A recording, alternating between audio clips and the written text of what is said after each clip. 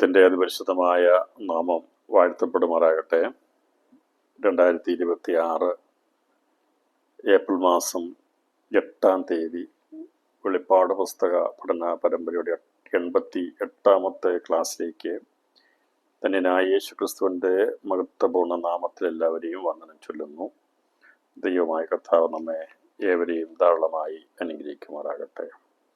മനുഷ്യപുത്രൻ വെളിപ്പെടുന്ന നാളിൽ നടക്കുന്ന 7 സംഭവങ്ങളിലെ രണ്ടാമത്തെ സംഭവമാകുന്ന ഹർമഗദോൻ യുദ്ധത്തെക്കുറിച്ചുള്ള പഠനത്തിൻ്റെ ഏകദേശ പൂർത്തീകരണത്തിലാണ് ഇന്നലെ നമ്മൾ ആയിരുന്നത്. അതിനോടനുബന്ധമായി നടക്കേണ്ടത് ഭൂമിയിലെ മുന്തിരിക്കൊല അറുത്ത് ദൈവകോപത്തിൻ്റെ വലിയ ചക്രട്ട് മരിക്കുന്നതിനെ കുറിച്ചുള്ളതാകും. നടക്കുന്ന 7 സംഭവങ്ങളിലെ 3-ാമത്തെ സംഭവം അതാണ്. എന്നാൽ ഈ ഹർമഗദോൻ യുദ്ധത്തെക്കുറിച്ച് നമ്മൾ ചിന്തിച്ച വിഷയത്തിൽ പഴയ പുതിയ നിയമ പ്രവചന ഭാഗങ്ങളെ എടുത്ത് നമ്മൾ ചിന്തിച്ചിരുന്നു. അതിൽ 1-2 കാര്യങ്ങൾ കൂടി ഓർപ്പിച്ചിട്ട് ഞാൻ തുടർന്ന് 3-ാമത്തെ വിഷയത്തിലേക്ക് പ്രവേശിക്കുന്നതാണ്. കർത്താവ് തൻ്റെ മഹത്വത്തിൽ പ്രത്യക്ഷപ്പെടുമ്പോൾ നടക്കുന്ന പ്രധാന സംഭവമാണ് ഹർമഗദോൻ യുദ്ധം. അതിൽ ആരൊക്കെയാണ് അതിൻ്റെ എതിരായി നിൽക്കുന്നത്, ആരൊക്കെയാണ് യുദ്ധത്തിൽ പങ്കെടുക്കുന്നത്, എവിടെ വെച്ചാണ് നടക്കുന്നത്, അതിൻ്റെ അവസാനം എന്താകുന്നു എന്നതിനെക്കുറിച്ചൊക്കെ ഏകദേശമായിരിക്കുന്ന ഒരു ധാരണ നമുക്ക് ലഭിച്ചിട്ടുണ്ട്. അപ്പോൾ അത് സംഭവിക്കുന്ന സമയത്ത് അവിടെ രേഖപ്പെടുത്തിയിരിക്കുന്നത് മലകൾ ഒഴുകിപ്പോകത്തക്കവണ്ണമുള്ള രക്തമൊഴുകും എന്ന് പറഞ്ഞിരിക്കുന്നതിൻ്റെ കുറിച്ച് നമ്മൾ ചിന്തിച്ചിരുന്നു.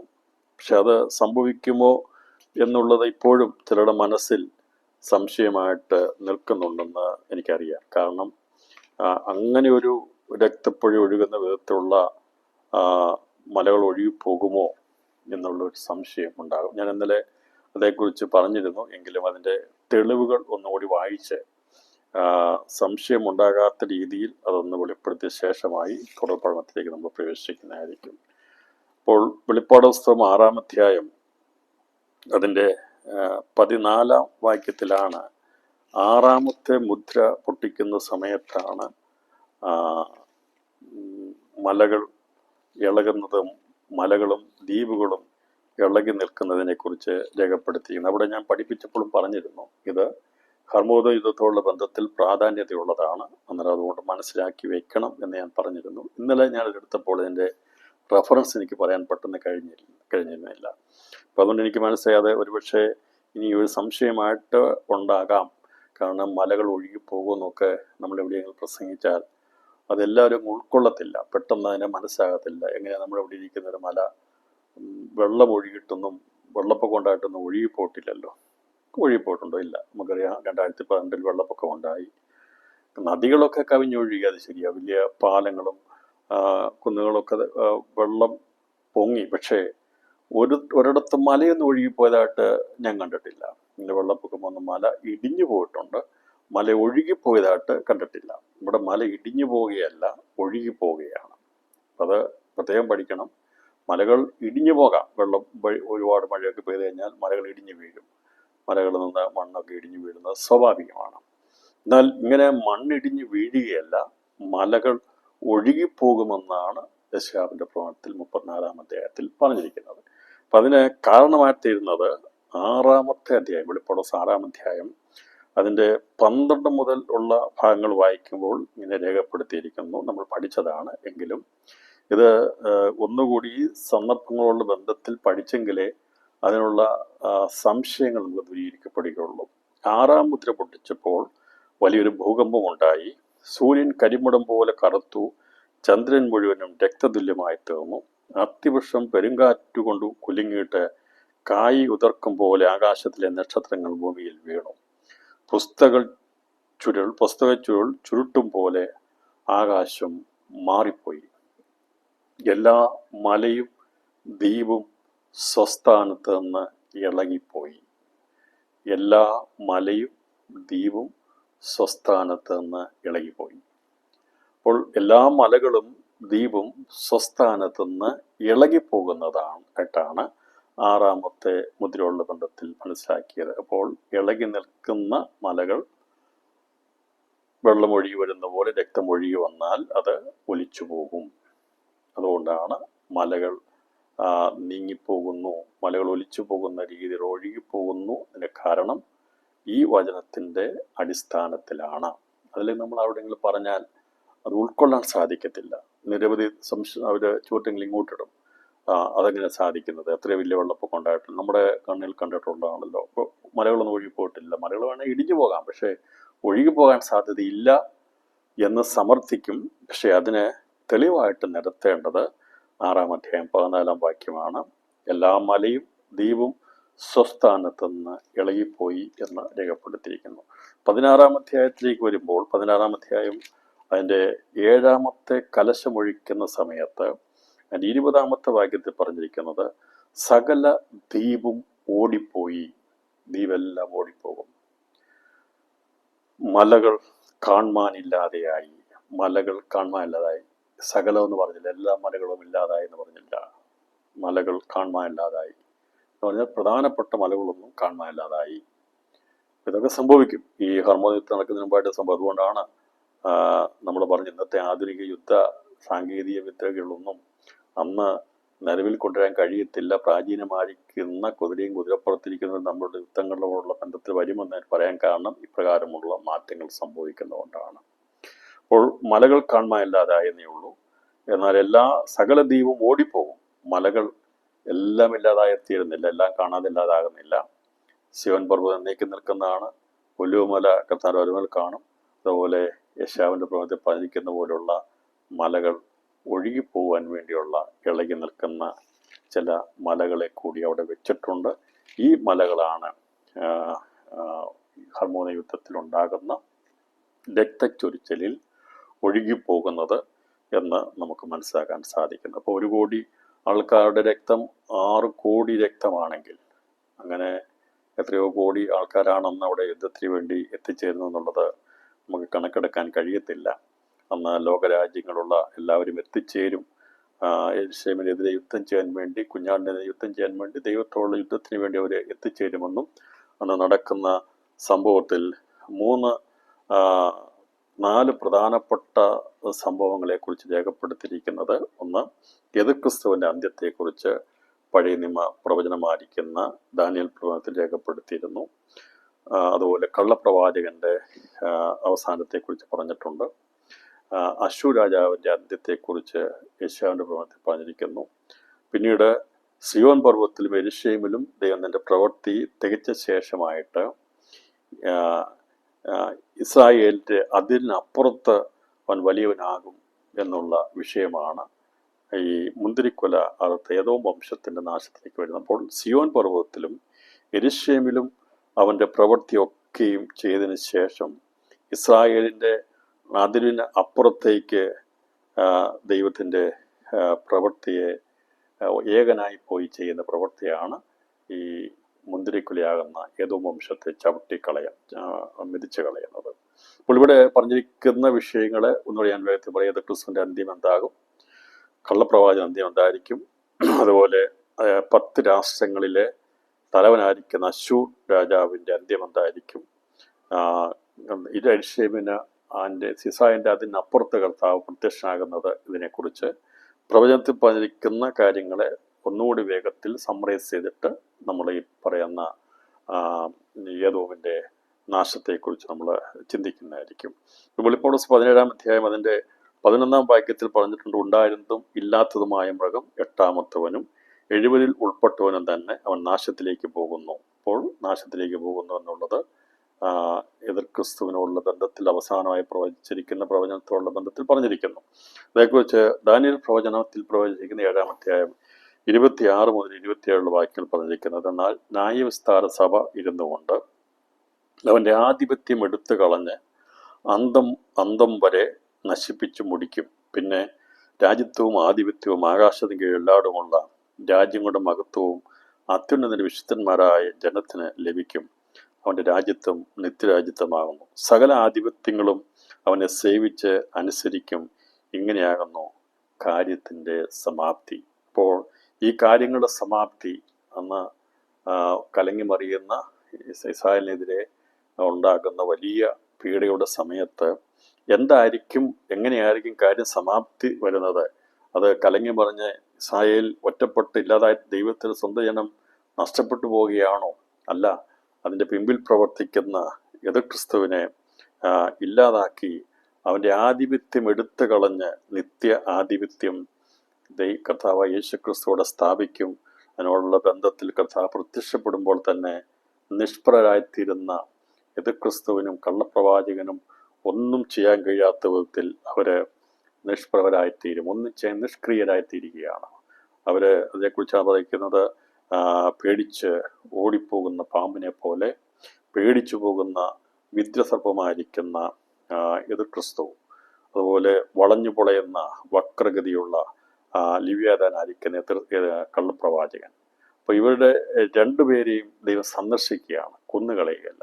അപ്പൊ ദൈവത്തിന്റെ സന്ദർശനം വരുമ്പോൾ തന്നെ വലിയ വീമ്പളക്ക് ദൈവത്തിന് തുല്യമാണെന്ന് പറഞ്ഞുകൊണ്ടിരുന്ന, ദൈവത്തോട് തുല്യതപ്പെടുത്തിക്കൊണ്ടിരുന്ന എതിർക്രിസ്തു, അവന് പിറകിൽ ഉപദേശകനായിരുന്ന കള്ളപ്രവാചകനും നിഷ്ക്രിയരായിത്തീരുന്നു എന്നുള്ളത് അവരെ പിടിച്ചുകെട്ടി നിത്യ നരകാഗ്നിയിലേക്ക് തള്ളിക്കളയുന്ന ഈ സമയത്ത് അവരുടെ നായകനായിരുന്ന സാത്താന് അതിനെ തടയാൻ കഴിയത്തില്ല. മറ്റൊരു ലോകരാഷ്ട്രങ്ങൾക്കോ സൈന്യങ്ങൾക്കോ ഒന്നും തന്നെ ദൈവമായിരിക്കുന്ന രാജാതിരാജാവായിരിക്കുന്ന കർത്താവ് ആജ്ഞാപിച്ച് ചെയ്യുന്ന കാര്യങ്ങൾക്കപ്പുറമായിട്ടൊന്നും ചെയ്യാൻ കഴിയത്തില്ല. സാത്താന് അവനും ത്രിമൂർത്തിയുടെ ശക്തി ക്ഷയിക്കുന്നതോടുകൂടി അവനും നിഷ്ക്രിയനായിത്തീരുകയാണ്. ഇപ്പോൾ പൈശാചിക ത്രിമൂർത്തികൾ നിഷ്പ്രഭരായി നിഷ്ക്രിയരായിത്തീരുന്നു. അതിൽ എതിർക്രിസ്തുവിനെയും കള്ളപ്രവാചകനെയും വചനത്തിന്റെ അനുസരിച്ച് അവരെ ഈ നിത്യനരകാഗ്നിയിലേക്ക് തള്ളിക്കളയുന്നു. കാര്യങ്ങളുടെ സമാപ്തി ദൈവം തൻ്റെ രാജ്യത്വം ഭൂമിയിൽ സ്ഥാപിക്കുന്നു എന്നുള്ളതിനുള്ള ബന്ധത്തിലാകുന്നതെന്ന് ദാനിയേൽ പ്രവചനം 7:26-27 വാക്യങ്ങൾ പറഞ്ഞപ്പോൾ ന്യായസ്ഥാന സഭ ഇരുന്നുകൊണ്ട് അവൻ്റെ ആധിപത്യം എടുത്തു കളഞ്ഞ് അന്തം വരെ നശിപ്പിച്ച് മുടിക്കും. അപ്പോൾ അവൻ നാശത്തിലേക്ക് പോകുന്നുവെന്ന് അതുകൊണ്ടാണ് വെളിപ്പാട് 17:11 പറഞ്ഞിരുന്നുണ്ടായിരുന്നു. ഇല്ലാത്തതുമായ മൃഗം എട്ടാമത്തവനും എഴുവരിൽ ഉൾപ്പെട്ടവനും തന്നെ അവൻ നാശത്തിലേക്ക് പോകുന്നു. നാശത്തിലേക്ക് പോകുക എന്നതിൻ്റെ അർത്ഥം നിത്യ നരകാഗ്നിയിലേക്ക് പോകുന്ന നിത്യനാശത്തിനെയാണ് ഇവിടെ നാശത്തിലേക്ക് പോകുന്നു എന്ന് രേഖപ്പെടുത്തിയിരിക്കുന്നത്. അപ്പോൾ അവൻ ജീവനോടെ നിത്യനരകാഗ്നിയിലേക്ക്, നിത്യനാശമാകുന്ന ഗന്ധകം കത്തുന്ന തീപ്പൊയിലേക്ക് ജീവനോടെ അവനെ കെട്ടപ്പെട്ടവനായി തള്ളിക്കളയുന്നു എന്നതാണ് വെളിപ്പാട് പുസ്തകത്തിൽ ഹർമൂന യുദ്ധത്തിന്റെ അവസാനത്തോടുള്ള ബന്ധത്തിൽ നമുക്ക് എതിർക്രിസ്തുവിനെ സംബന്ധിച്ച് കാണുവാൻ സാധിക്കുന്നത്. കള്ളപ്രവാചകന്റെ അന്ത്യത്തെക്കുറിച്ച് ദാനിയേൽ പ്രവചനം 8-25 വാക്യത്തിൽ രേഖപ്പെടുത്തിയിരിക്കുന്ന പ്രകാരമാണ്. അവൻ നയബുദ്ധിയാൽ തൻ്റെ ഉപായം സ്ഥാപിപ്പിക്കുകയും സ്വഹൃദയത്തിൽ വമ്പു ഭാവിച്ച് നിശ്ചന്തയോടെ ഇരിക്കുന്ന പലരെയും നശിപ്പിക്കുകയും കർത്താവിനോട് എതിർത്തു നിന്ന് കൈ തൊടാതെ തകർന്നു പോവുകയും ചെയ്യുന്നു. അപ്പോൾ കൈ തൊടാതെ തകർന്നു പോവുകയും ചെയ്യുന്നു. ദാനിയേൽ പ്രവചനം 8-25 വാക്യം. ദാനിയേൽ പ്രവചനം 7-26-27 വാക്യങ്ങൾ എതിർക്രിസ്തുവിന്റെ അന്ത്യത്തെക്കുറിച്ചാണ് പറഞ്ഞിരിക്കുന്നതെങ്കിൽ ദാനിയേൽ പ്രവചനം 8-25 വാക്യത്തെ പറഞ്ഞിരിക്കുന്ന കൈ തൊടാതെ നശിച്ചു പോകുന്ന ഉപായത്തിന്റെ ശക്തിയായിരിക്കുന്ന കള്ളപ്രവാചനായിരിക്കുന്നവനെ കൈതൊടാതെ കർത്താവിനോട് എതിർത്ത് നിന്ന് കൈ തൊടാതെ തകർന്ന് പോവുകയും ചെയ്യുമെന്ന് പറഞ്ഞാൽ, ഇവിടെ അവനെ ദൈവത്തിന്റെ സന്ദർശനം വരുമ്പോൾ ദൈവത്തിന്റെ തേജസ്സിന്റെ മുമ്പിൽ അവന്റെ സകല അഭ്യാസങ്ങളും ഇല്ലാതായിത്തീരും. അവന്റെ നാവിറങ്ങിപ്പോകും. അവനൊന്നും ചെയ്യാൻ കഴിയാത്ത വിധത്തിൽ വളഞ്ഞു പൊളഞ്ഞ് അവൻ പിടിക്കപ്പെട്ടവനായിത്തീരും. വക്ര സർപ്പമായ ലിവ്യാദാനിയും ദൈവം വന്ന് സന്ദർശിക്കും. ഇന്ന് വളഞ്ഞു പൊളഞ്ഞ സ്വഭാവങ്ങളുമായി നടക്കുന്ന അനേകര് ഈ രീതിയിലുള്ളവരാ. വളരെ പ്രത്യേകം ശ്രദ്ധിക്കണം. നേരായ പാതയാണ് സത്യത്തിന്റെ പാത. വെളിച്ചം നേർരേഖയിൽ മാത്രമേ സഞ്ചരിക്കുള്ളൂ. വക്രഗതിയുള്ള നക്ഷത്രങ്ങളെ കുറിച്ച് പറഞ്ഞിട്ടുണ്ടെന്ന് പറഞ്ഞാൽ വളഞ്ഞു പൊളഞ്ഞു പോകുന്നതാണ്. അത് നേരെയുള്ളതല്ല. നേരായിരുന്ന നക്ഷത്രമായിരുന്നു ലൂസിഫർ. എന്നാൽ അവൻ അഹങ്കാരം കൊണ്ട് അവൻ്റെ ഗതി വളഞ്ഞു പോയി. അവനോട് ചേരുന്നവർക്കും ഇങ്ങനെയുള്ള ഉപായങ്ങളും കള്ളത്തരങ്ങളും ഒക്കെയാണ് ഉള്ളത്. അപ്പോൾ ഇവിടെ പറഞ്ഞിരിക്കുന്നത് വിദ്രസർപ്പമായിരിക്കുന്ന ലിവ്യാദാൻ വക്രസർപ്പമായിരിക്കുന്ന കള്ളപ്രവാചകനായിരിക്കുന്ന ലിവ്യാദാനെയും ദൈവം സന്ദർശിക്കും. അവരെ രണ്ടുപേരെയും ജീവനോടെ ബന്ധിച്ച് നിത്യനരകാഗ്നിയിലേക്ക് തള്ളിക്കളയുമ്പോൾ അതിനെ എതിർത്ത് നിൽക്കുവാൻ ഒരു ശക്തിക്കും കഴിയത്തില്ല. അപ്പോൾ സാത്താനോ ഇവരൊക്കെ സംഖ്യ ബലമായി വന്നിരിക്കുന്ന മറ്റാർക്കും തന്നെ ദൈവം ചെയ്യുന്ന പറയുന്ന ഹർമോന യുദ്ധത്തിൽ ആർക്കും എതിർത്ത് നിൽക്കാൻ കഴിയത്തില്ല. സകല ആധിപത്യങ്ങളും അവനെ സേവിച്ച് അനുസരിക്കും. രാത്രിയിൽ യേശു ക്രിസ്തുവിനെയും സുവിശേഷത്തെയും അനുസരിക്കാത്ത അനേക ലോകത്തിലുണ്ട്. അവൻ ആരാകുന്നു ചോദിക്കുന്നവരുണ്ട്. എന്നാൽ ദൈവവചനത്തിൽ പറയുന്നത് ഈ ലോകത്തിൻ്റെ അവസാനം സമാപ്തിയിലേക്ക് വരുമ്പോൾ സകല ആധിപത്യങ്ങളും നസറയനായിരിക്കുന്ന യേശുവിനെ അനുസരിച്ച് സേവിക്കും. ഇങ്ങനെയാകുന്നു കാര്യത്തിൻ്റെ സമാപ്തി. അവൻ ഒന്നാമത് വന്നപ്പോൾ അവനെ അനുസരിച്ചില്ല. അവനെ അനുസരിക്കാതെ അംഗീകരിക്കാതെ അവനെ ക്രൂശിലേറ്റി മുൾമുടി ചൂടി കളിയാക്കി അപമാനിച്ച് അവനെ കൊന്നുകളഞ്ഞു. എന്നാൽ കർത്താവ് രണ്ടാമത് വരുമ്പോൾ അവൻ്റെ മഹത്വത്തിൻ്റെ തേജസ്സിൻ്റെ മുമ്പിൽ ഒരു ശക്തിക്ക് നിൽക്കാൻ കഴിയത്തില്ല. സകല സാധിപത്യങ്ങളും അവനെ സേവിച്ച് അനുസരിക്കും. യേശു മാത്രം ദൈവമെന്ന് അന്ന് പറയും. അതുപോലെ തന്നെ ഒടുക്കത്തെ നാളിലും പറയും. ഞാൻ പറഞ്ഞത് ജീവനോടിരിക്കുന്ന എല്ലാവരും ഇത് പറഞ്ഞിട്ടേ ഈ ലോകത്തുനിന്ന് മാറ്റപ്പെടുകയുള്ളൂ. ജീവനോടിരിക്കുന്ന എല്ലാവരും അവനെ അംഗീകരിക്കും. അവനെ അംഗീകരിച്ച് സേവിച്ച് ആരാധിക്കും. അവനെ സേവിച്ചാരാധിക്കുന്നതാണ് സഹസ്രാബ്ദ വാഴ്ചയിലേക്ക് വരുമ്പോൾ മറ്റൊരു ആധിപത്യം ഉണ്ടാകത്തില്ല. വേറൊരു രാജ്യത്വം കാണത്തില്ല. സകല ആധിപത്യം ഇല്ലാതാകും. കർത്താവിൻ്റെ സഭ എടുക്കപ്പെട്ട് കഴിഞ്ഞാൽ പിന്നീട് വളരെ ചുരുങ്ങിയ ദിവസങ്ങൾ മാത്രമേ ഇവിടെ ആധിപത്യങ്ങളും രാജ്യത്വങ്ങളും കാണുകയുള്ളൂ, സാമ്രാജ്യത്വങ്ങൾ കാണുകയുള്ളൂ. അതുകൊണ്ട് ഇതെല്ലാം അസ്തമിച്ചു പോകും. എല്ലാ സാമ്രാജ്യത്വങ്ങളും എല്ലാ ഭരണങ്ങളും നീങ്ങിപ്പോകും. എന്നാൽ ഒരിക്കലും മാറ്റമില്ലാത്ത നിത്യസമാധാനമുള്ള നിത്യാധിപത്യമുള്ള യേശു ക്രിസ്തുവിൻ്റെ രാജ്യത്വം സ്ഥാപിതമായി തീരും. അവനോടുകൂടെ ഭരണത്തിൽ വാഴുവാൻ വേണ്ടിയാണ് നാം ഈ ലോകത്തെ ചവറന്നെണ്ണി ക്രിസ്തുവിൻ്റെ പിന്നാലെ അനുഗമിക്കുന്നത്. അതിൽ അഭംഗനം തുടരുവാൻ പരിശുദ്ധാത്മാവ് നമ്മെ സഹായിക്കുകയും ചെയ്യുമാറാകട്ടെ. അപ്പോൾ എതിർ ക്രിസ്തുവിനോട് കൂടെയുള്ള സഖ്യരാജ്യങ്ങളായിരിക്കുന്ന 10 രാഷ്ട്രങ്ങളിൽ നിന്ന് തലവനായിരിക്കുന്ന ഈ പറയുന്ന അശൂർ രാജാവിൻ്റെ അവസാനത്തെക്കുറിച്ചും അതിനുശേഷമായി നടക്കുന്ന കാര്യങ്ങളെക്കുറിച്ചും കൂടി നമ്മൾ ചിന്തിച്ചിട്ട് ഈ പറയുന്ന മൂന്നാമത്തെ സംഭവത്തിലേക്ക് പ്രവേശിക്കുന്നതായിരിക്കും. ഇവിടെ യെശയ്യാവിന്റെ പ്രവചനം 10-ാം അധ്യായം അതിൻ്റെ 12-ാമത്തെ വാക്യത്തിലാണ് ഇത് സംബന്ധമായ അശൂർ രാജാവിനെ സന്ദർശിക്കുന്നതിനെ കുറിച്ച് രേഖപ്പെടുത്തിയിരിക്കുന്നത്. ബാക്കിയുള്ള പ്രവചനങ്ങളൊക്കെ മീഖയുടെ പ്രവചനമൊക്കെ വായിക്കുമ്പോൾ നമ്മൾ അശൂർ നമ്മുടെ ദേശത്ത് വന്ന് ചവിട്ടുമ്പോൾ അവനെതിരെ നമ്മൾ പറഞ്ഞൊക്കെ നിർത്തിയിരിക്കുന്ന കാര്യം നമ്മുടെ ദേശത്ത് ഇസ്രായേൽ വന്ന് ചവിട്ടുന്നതിനെ കുറിച്ചാണ്.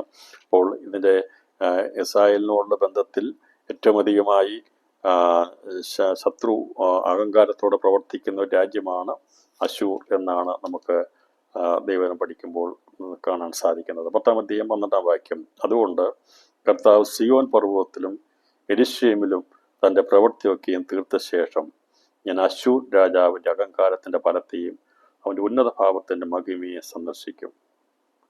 അപ്പോൾ ഇവിടെ ഈ കർത്താവ് അശൂർ രാജാവിൻ്റെ അഹങ്കാരത്തിൻ്റെ ഫലത്തെയും ഉന്നത ഭാവത്തിൻ്റെ മഹത്വത്തെയും സന്ദർശിക്കുമെന്ന് പറഞ്ഞ് കർത്താവരെ കൊന്നുകളയുന്നു എന്നുള്ളതാണ് ഇവിടെ പറഞ്ഞിരിക്കുന്നത്. സമുദ്രത്തിലെ മഹാസർപ്പത്തെ അവൻ കൊന്നുകളയെന്ന് പറയുന്നത് അശൂർ രാജാവിനെ കൊന്നുകളയെന്നാണ്. ഇത് സിയോൻ പർവ്വതത്തിലെ യെരൂശലേമിലും എന്ന് പറഞ്ഞാൽ ഹർമോൻ യുദ്ധത്തിലോ കാര്യങ്ങളൊക്കെ ചെയ്ത ശേഷമായി അതെല്ലാം ചെയ്ത് നമുക്ക് അറിയാം. കർത്താവ് വരുമ്പോഴുള്ള പ്രവൃത്തി മൃതന്മാരെ കൊയ്തെടുക്കുന്നു, വിവാഹശാലയിലേക്ക് പ്രവേശിക്കുന്നു, സ്നേഹിതപതയുള്ളവരെ അവിടെ പ്രവേശിപ്പിക്കുന്നു, കഥ അടയ്ക്കുന്നു, അണ്ടർഗ്രൗണ്ടിലുള്ള ബക്കറിലുള്ള ബാങ്കറ്റ് ഹാളിൽ കഥ അടയ്ക്കുന്നു, അവിടുന്ന് അപ്രത്യക്ഷമാകുന്നു, സിയോൻ പർവ്വതത്തിൽ പ്രത്യക്ഷമാകുന്നു, കർത്താവിനോട് കൂടെ വരുന്നവരും ഹർമോൻ യുദ്ധത്തിൽ പങ്കെടുക്കുന്നു. ഇങ്ങനെ സിയോൻ പർവ്വതത്തിലെ യെരൂശലേമിലും അവൻ്റെ പ്രവൃത്തി ചെയ്ത ശേഷമാണ് അശൂർ രാജാവിനെ സന്ദർശിച്ച് അവനെ കൊന്നുകളയുന്നത്. അപ്പോൾ വെളിപ്പാട് പുസ്തകത്തിൻ്റെ സംഭവക്രമം അനുസരിച്ച് ഇരുമ്പുകൾ കൊണ്ട് അവൻ സകല ജാതികളെയും രാജാക്കന്മാരുടെ സൈന്യത്തെയും ഉടച്ചു കളഞ്ഞതിന് ശേഷം നിറവേറപ്പെടാനുള്ളത് സർവശക്തിയുള്ള ദൈവമായ കർത്താവ് കോപവും ക്രോധവുമായ മദ്യത്തിൻ്റെ ചക്ക് മെതിക്കുന്നതാണ്. അപ്പോൾ ഈ പറഞ്ഞിരിക്കുന്ന ദൈവത്തിനോട് കൂടെ ഒരാൺകുട്ടിയായി ഭൂമിയിൽ നിന്ന് എടുക്കപ്പെടുന്ന ആദിജാതന്മാരുടെ സഭ കർത്താവ് ചെയ്യുന്ന ശുശ്രൂഷയിൽ നമ്മുടെ കൂടെ ഉണ്ടായിരിക്കും എന്നുള്ളതിന് വ്യക്തത നമ്മൾ 2-ാം സങ്കീർത്തനത്തോട് ബന്ധത്തിലും വെളിപ്പാട് 12-ാം അധ്യായത്തിൽ നമ്മൾ ചിന്തിച്ചിരുന്നു. സകല ജാതികളെയും ഇരുമ്പുകോൽ കൊണ്ട് മേയ്ക്കുന്ന ഒരു ആൺകുട്ടിയെ പ്രസവിച്ചു എന്ന് പറഞ്ഞിരിക്കുന്നത് കുഞ്ഞാടിനോടുള്ള ബന്ധത്തിൽ അവനോട് ചേരുന്ന മണവാട്ടി സഭയെക്കുറിച്ചാകുന്നത് എന്ന് ചിന്തിച്ചതും ഇത്തരണത്തിൽ ഓർക്കണമേ. അടുത്ത സംഭവമായിരിക്കുന്നത് കർത്താവ് ഇസ്രായേലിന് അപ്പുറത്ത്, അതിനപ്പുറത്ത് സിയോൻ പർവ്വതത്തിലും യെരൂശലേമിലും അവൻ്റെ പ്രവൃത്തി തീർത്ത ശേഷം അശൂർ രാജാവിനെ സന്ദർശിച്ച് അവനെയും കൊന്നതിന് ശേഷമായി കർത്താവ് പിന്നീട് ചെയ്യുന്നത് ഇസ്രായേലിൻ്റെ അതിനപ്പുറത്ത് വലിയവൻ ആകുന്നതിനെ കുറിച്ചാണ്. അതേക്കുറിച്ച് മലാഖിയുടെ പ്രവചനം 1-ാം അധ്യായം 1 മുതൽ 5 വരെയുള്ള വാക്യങ്ങളാണ് രേഖപ്പെടുത്തിയിരിക്കുന്നത്. മലാഖിയുടെ പ്രവചനത്തിൽ രേഖപ്പെടുത്തിയിരിക്കുന്ന ഭാഗമാണ് തുടർന്ന് നടക്കുന്ന സംഭവം. ഇതിനെല്ലാം സംഭവങ്ങളുടെ ബന്ധത്തിൽ അതിൻ്റെ സംഭവക്രമം അനുസരിച്ച് വേണം നമ്മൾ കാര്യങ്ങളെ പഠിക്കുവാനായിട്ട്. അപ്പോൾ പ്രവചനങ്ങൾ അവിടെ ഇവിടങ്ങളായി ചിതറിക്കിടക്കുന്ന പ്രവചനങ്ങളെ എങ്ങനെ നിവൃത്തിയിരിക്കപ്പെടും? സിയോൻ പർവ്വതത്തിലും യെരൂശലേമിലും ചെയ്യേണ്ട പ്രവൃത്തിയൊക്കെ ചെയ്ത ശേഷമായി അശൂർ രാജാവിനെ സന്ദർശിക്കും. അപ്പം അതുകൊണ്ടാണ് ഇങ്ങനെ ഓർഡറിൽ നമ്മൾ പഠിച്ചു വരുന്നത്. അതിനുശേഷമായി ഇസ്രായേലിൻ്റെ അതിനപ്പുറത്ത് ഉള്ള വലിയവനാകും എന്ന് പറഞ്ഞിരിക്കുന്നത് എന്തിനോടനുബന്ധമായിട്ടാണ് പറഞ്ഞിരിക്കുന്നത് എന്ന വിഷയത്തെ നമ്മൾ അടിസ്ഥാനപ്പെടുത്തിയാണ് ഈ മുന്തിരിക്കുല എന്താകുന്നു എന്ന് വെളിപ്പെടുത്തുന്നത്. ഇപ്രകാരമുള്ള ദൈവവചന പ്രവചനങ്ങളുടെ അടിസ്ഥാനത്തിൽ നമ്മളതിനെ അങ്ങനെ പഠിപ്പിക്കുന്നത്. അല്ലാതെ പെട്ടെന്ന് മുന്തിരിക്കുല അറുത്തെടുത്ത് അതിനെ ചക്കിട്ട് മെതിച്ച് കളഞ്ഞ് ഏതാം ദേശത്തെക്കുറിച്ചാണെന്ന് പറഞ്ഞാൽ അതിന് തെളിവൊക്കെ എന്താണെന്ന് ചോദിച്ചാൽ നമുക്കത് വ്യാഖ്യാനിക്കുമ്പോൾ അത് പറഞ്ഞു കൊടുക്കണം. എങ്കിൽ മാത്രമേ അങ്ങനെയുള്ള പഠനത്തിന് ആധികാരികതയുള്ളൂ. അപ്പോൾ ഇങ്ങനെ 7 സംഭവങ്ങളുണ്ട് എന്ന് പറഞ്ഞ് 7 സംഭവങ്ങൾ പറഞ്ഞു പോയാൽ പറ്റത്തില്ല. അതിന് തുല്യമായിരിക്കുന്ന അതിനെ സപ്പോർട്ടീവായിരിക്കുന്ന വചനങ്ങൾ കൂടി എടുത്തു കാണിച്ചെങ്കിൽ മാത്രമേ ഈ പഠനത്തിന് ആധികാരികതയുള്ളൂ. അതുകൊണ്ടാണ് ഈ പറയുന്ന എല്ലാ പ്രവചനങ്ങളിലൂടെയും നമ്മൾ വെളിപ്പാട് പുസ്തക പഠനത്തിൽ കടന്നു പോകുന്നത്. ഉൽപ്പത്തി പുസ്തകം മുതൽ വെളിപ്പാട് പുസ്തകം പഠിപ്പിക്കുന്നത് വരെയുള്ള എല്ലാ പ്രവചന ഭാഗങ്ങളിലൂടെയും നമ്മൾ അവിടെ ഇവിടെയൊക്കെ പ്രവേശിച്ചിട്ടുണ്ട്. എല്ലാം എടുത്ത് നമ്മൾ ചോദിച്ചാൽ എല്ലാ പുസ്തകങ്ങളും പോയെന്ന് വെച്ചാൽ ഇല്ല. എങ്കിലും ഇത് ദാനിയേൽ പ്രവചനമായിട്ട് മാത്രമുള്ളൊരു പഠനമല്ല എന്നുള്ളത് ഈ വെളിപ്പാട് പുസ്തക പഠനത്തിൻ്റെ അവസാനത്തിലേക്ക് എത്തുമ്പോൾ എല്ലാവർക്കും മനസ്സിലാകുമല്ലോ. അപ്പോൾ ഇതിനെ ഞാൻ പറഞ്ഞല്ലോ, ഇങ്ങനെ എഴുതി വെച്ചിരിക്കുന്ന കാര്യങ്ങളൊക്കെ ഇതാണെന്ന് വെളിപ്പെടുത്തണമെങ്കിൽ ഇത് സംബന്ധമായിരിക്കുന്ന മറ്റ് ഇതര പ്രവചനങ്ങളിൽ പറഞ്ഞിരിക്കുന്ന പ്രവചനങ്ങളെ നമുക്ക് മനസ്സിലാകണം. അപ്പം അതേക്കുറിച്ച് മലാഖിയുടെ പ്രവചനം 1-ാം അധ്യായം 1-5 വരെയുള്ള വാക്യങ്ങൾ വായിക്കാം. ഏശാവ് യാക്കോബിൻ്റെ സഹോദരനല്ലയോ? എങ്കിലും ഞാൻ യാക്കോബിനെ സ്നേഹിക്കുന്നു എന്ന യഹോവയുടെ അരുളപ്പാട്. എന്നാൽ ഏശാവിനെ ഞാൻ ദേഷിച്ച് അവൻ്റെ പർവ്വതങ്ങളെ ശൂന്യമാക്കി അവൻ്റെ അവകാശത്തെ മരുഭൂമിയിലെ കുറുനരികൾക്ക് കൊടുത്തിരിക്കുന്നു. എന്ന് പറയട്ടെ, അവർ പണിയിട്ട് ഞാൻ ഇടിച്ചു കളയും. അവർക്ക് ദുഷ്ടപ്രദേശമെന്നും യഹോവ സദാകാലം ക്രുദ്ധിക്കുന്ന ജാതി എന്നും പേർ പറയും. നിങ്ങൾ സ്വന്തം കണ്ടുകൊണ്ട് അത് കാണുകയും യഹോവ ഇസ്രായേലിൻ്റെ അതിനപ്പുറത്തോളം വലിയവൻ എന്ന് പറയുകയും ചെയ്യും. മലാഖിയുടെ പ്രവചനം 1-ാം അധ്യായം 1 മുതൽ 5 വരെയുള്ള വായിക്കുന്ന പ്രിയപ്പെട്ടവർക്ക് ഈ പറയുന്ന കാര്യങ്ങളുടെ വ്യാഖ്യാനം അറിയത്തില്ലെങ്കിൽ എത്ര പ്രാവശ്യം കാണാൻ പഠിച്ചാലും അത് വായിച്ചുകൊണ്ടിരിക്കാമെന്നേ ഉള്ളൂ, മനസ്സിലാകത്തില്ല. എന്താണ് യഹോവ ഇസ്രായേലിൻ്റെ അതിനപ്പുറത്ത് അവൻ വലിയവനാകും എന്ന് പറഞ്ഞിരിക്കുന്ന എന്താണെന്ന് അറിയണമെങ്കിൽ ഈ പറയുന്ന വെളിപ്പാട് പുസ്തകമായിട്ടുള്ള ബന്ധത്തിൽ ഏതോ ദേശത്തോടുള്ള ബന്ധത്തിൽ പറഞ്ഞിരിക്കുന്ന കാര്യമാകുന്നു എന്നുള്ളത് അത് മനസ്സിലാക്കി എടുക്കാൻ സാധ്യമാക്കണം. അപ്പോൾ മലാഖിയുടെ പ്രവചനം വെളിപ്പാട് പഴയ നിയമത്തിൻ്റെ അവസാന പുസ്തകമാണ് മലാഖിയുടെ പുസ്തകം. അതിൻ്റെ പ്രാരംഭ വാക്യത്തിൽ ഇസ്രായേലിനെ കുറിച്ച് പറഞ്ഞിട്ട് ഇസ്രായേലിനോട് ക്രോധിക്കുന്ന ജാതിയാകുന്ന ഏതോ ദേശത്തിനുണ്ടാകുന്ന നാശത്തെക്കുറിച്ചാണ് അതിൻ്റെ പ്രാരംഭത്തിൽ തന്നെ പറഞ്ഞിരിക്കുന്നത്. അപ്പോൾ കർത്താവിൻ്റെ 2ാമത്തെ വരവ് ഇസ്രായേലിനോടുള്ള ബന്ധത്തിൽ അവൻ്റെ സ്വന്തം ജനത്തിൻ്റെ വീണ്ടെടുപ്പും രക്ഷയ്ക്കും കാരണമാകുന്നെങ്കിൽ ആ 2ാമത്തെ വരവെങ്കിൽ അഹങ്കരിച്ച് നിൽക്കുന്ന ഇസ്രായേലിൻ്റെ നാശത്തെങ്കിൽ അവരുടെ വിഷമതകളിൽ, അവരുടെ പ്രശ്നങ്ങളിൽ അവരോട് അസൂയപ്പെടുകയും അവരെ അഹങ്കരിക്കുകയും അവർക്ക് തിന്മകൾ വരുമ്പോൾ, പ്രശ്നങ്ങൾ വരുമ്പോൾ അത് കണ്ട് ആനന്ദിക്കുകയും ചെയ്ത ഏദോമിനെ ദൈവം മെതിച്ചു കളയും എന്നുള്ളതാണ് ദൈവം ഏശാവിനെ ദേഷിച്ചിരിക്കുന്ന പറഞ്ഞിരിക്കുന്നത്. ഒന്നുകൂടെ ഞാൻ വായിക്കാം. പ്രവാചകം മലാഖി മുഖാന്തരം ഇസ്രായേലിലുള്ള യഹോവയുടെ അരുളപ്പാട്, ഞാൻ നിങ്ങളെ സ്നേഹിക്കുന്നുവെന്ന് യഹോവ അരുളി ചെയ്യുന്നു. എന്നാൽ നീ ഞങ്ങളെ ഏതിനാൽ സ്നേഹിക്കുന്നുവെന്ന് ചോദിക്കുന്നു. ഏശാവ് യാക്കോബിന്റെ സഹോദരനല്ലയോ? എങ്കിലും ഞാൻ യാക്കോബിനെ സ്നേഹിക്കുന്നുവെന്ന് യഹോവയുടെ അരുളപ്പാട്. എന്നാൽ ഏശാവിനെ ഞാൻ ദേഷിച്ച് അവന്റെ പർവ്വതങ്ങളെ ശൂന്യമാക്കി അവന്റെ അവകാശത്തെ മരുഭൂമിയിലെ കുറുനരികൾക്ക് കൊടുത്തിരിക്കുന്നു. ഞങ്ങൾ ഇടിഞ്ഞിരിക്കുന്നുവെങ്കിലും ഞങ്ങൾ ശൂന്യ സ്ഥലങ്ങളെ വീണ്ടും പണിയുമെന്ന് ഏദോം പറയുന്നു. എങ്കിൽ സൈന്യയുടെ യഹോവ ഇപ്രകാരം അരുളിച്ചെയ്യുന്നു, അവർ പണിയിട്ട് ഞാൻ ഇടിച്ചു കളയും. അവർക്ക് ദുഷ്ടപ്രദേശമെന്നും യഹോവ സദാകാലം പ്രവർത്തിക്കുന്ന ജാതി എന്നും പേർ പറയും. നിങ്ങൾ സ്വന്തം കണ്ണുകൊണ്ട് അത് കാണുകയും യഹോവ ഇസ്രായേലിന്റെ അതിരിന് അപ്പുറത്തോളം വലിയവൻ എന്ന് പറയുകയും ചെയ്യും. അപ്പോൾ സീയോൻ പർവ്വതത്തിൽ യെരൂശലേമിലും പ്രവൃത്തി ചെയ്ത ശേഷമായി ഇസ്രായേൽ അതിരിങ്കൽ കാലു ചവിട്ടുന്ന അശൂർ രാജാവിനെയും അശൂർ രാജ്യത്തിന്റെ പ്രതിനിധിയും ദൈവം കൊന്നുകളഞ്ഞ ശേഷമായി ഏദോം ദേശത്തെ എന്നേക്കും ക്രൂത്തിക്കുന്ന ഇസ്രായേലിനോട് ക്രൂത്തിച്ചിരിക്കുന്ന ജാതിയായിരിക്കുന്ന ഏദോം രാജ്യത്തെ ദൈവം ഇസ്രായേലിന്റെ അതിരിനപ്പുറത്ത് വലിയവനാകാൻ വേണ്ടി അവൻ ചെന്ന് അവിടെ അവരെ മെതിച്ചു കളയുന്നു എന്നാണ് മലാഖിയുടെ പ്രവചനത്തിൽ നിന്ന് നമുക്ക് ഗ്രഹിച്ചെടുക്കുവാനായിട്ട് സാധിക്കുന്നത്. അപ്പോൾ ഇത് ഇങ്ങനെയാണെന്ന് നമ്മളത് സമർത്ഥിക്കുന്നു. അപ്പോൾ ഈ പറയുന്ന ഭൂമിയിലെ മുന്തിരിക്കൊലയറുത്ത് ദൈവകോപത്തിൽ വലിയ ചക്കിലിട്ടു മെതിക്കുന്നത് അതാണ് മൂന്നാമത്തെ സംഭവം എന്ന് പറഞ്ഞപ്പോൾ അത് ഏദോമിക വംശത്തിന്റെ നാശമാകുന്നു എന്നുള്ളത് നമ്മൾ ഇപ്രാവശ്യം ഇതുവരെ പഠിച്ചിരുന്ന വിഷയങ്ങളുള്ള ബന്ധത്തിന്റെ തുടർപഠനമാണെന്നുള്ളത് നമ്മൾ മനസ്സിലാക്കി. യെശയ്യാവിന്റെ പ്രവചനം നമ്മൾ 12-ാം അധ്യായം 10-ാം വാക്യത്തിൽ വായിച്ചതെന്ന് നമ്മളത് മനസ്സിലാക്കിയല്ലോ. അവൻ അവിടുത്തെ സിയോൻ പർവ്വതത്തിലും യെരൂശലേം 10-ാം അധ്യായം 12-ാം വാക്യം, സിയോൻ പർവ്വതത്തിലും യെരൂശലേമിലും അവന്റെ പ്രവൃത്തിയൊക്കെ തീർത്ത ശേഷം അശൂർ രാജാവിനെ കൊന്നുകളയും. അതിനുശേഷമായിട്ട് മലാഖിയുടെ പ്രവചനം അനുസരിച്ച് ഇസ്രായേലിന്റെ അതിരിനപ്പുറത്തവൻ വലിയവനാകും എന്നുള്ള സംഭവമാണെന്ന് വചനത്തിന്റെ വചന പ്രവചനങ്ങളുടെ സന്ദർഭങ്ങളോടുള്ള ബന്ധത്തിൽ നടക്കാനുള്ളതാണെന്നുള്ളത് നമ്മൾ മനസ്സിലാക്കി. അത് ക്രിസ്തുവിനെയും കള്ളപ്രവാചകനെയും പിടിച്ചുകെട്ടി നിത്യനരകത്തെ തള്ളിക്കളയും. അവിടെ കൂടി വരുന്ന സകല രാജാക്കന്മാരെയും എല്ലാവരെയും കൊന്നുകളയും. അവിടെ രക്തം ഒഴുകുന്ന മുഖാന്തരമായി മലകൾ ഒഴുകിപ്പോകും. ഇത് യെരൂശലേമിലും അതിനോട് സമീപപ്രദേശം ഇസ്രായേലിന്റെ അകത്ത് നടക്കുന്ന സംഭവങ്ങളാണ് ഹർമോദോൻ യുദ്ധമെന്നും.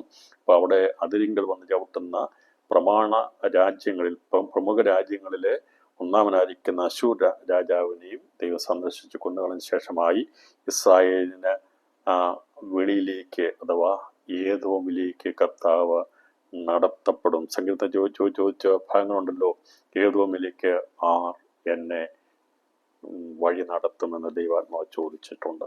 അതേപറ്റി നമ്മൾ ചിന്തിക്കും. അപ്പോൾ ഇവിടെ ഇനിയും ഇത് എവിടെയാണ് രേഖപ്പെടുത്തിയിരിക്കുന്നത് എന്നുള്ളത് നമ്മൾ ചിന്തിക്കാൻ വേണ്ടി വെളിപ്പാട് പുസ്തകം 14-ാം അധ്യായം 17 മുതൽ 20 വരെയുള്ള വാക്യങ്ങൾ നമ്മളിതുവരെയും അത് വ്യാഖ്യാനിച്ചിരുന്നില്ല. ബാക്കിയുള്ള പ്രവചനഭാഗങ്ങൾ നമ്മൾ വായിച്ച് അതേക്കുറിച്ച് പ്രവചിച്ച് ചിന്തിച്ചിരുന്നു.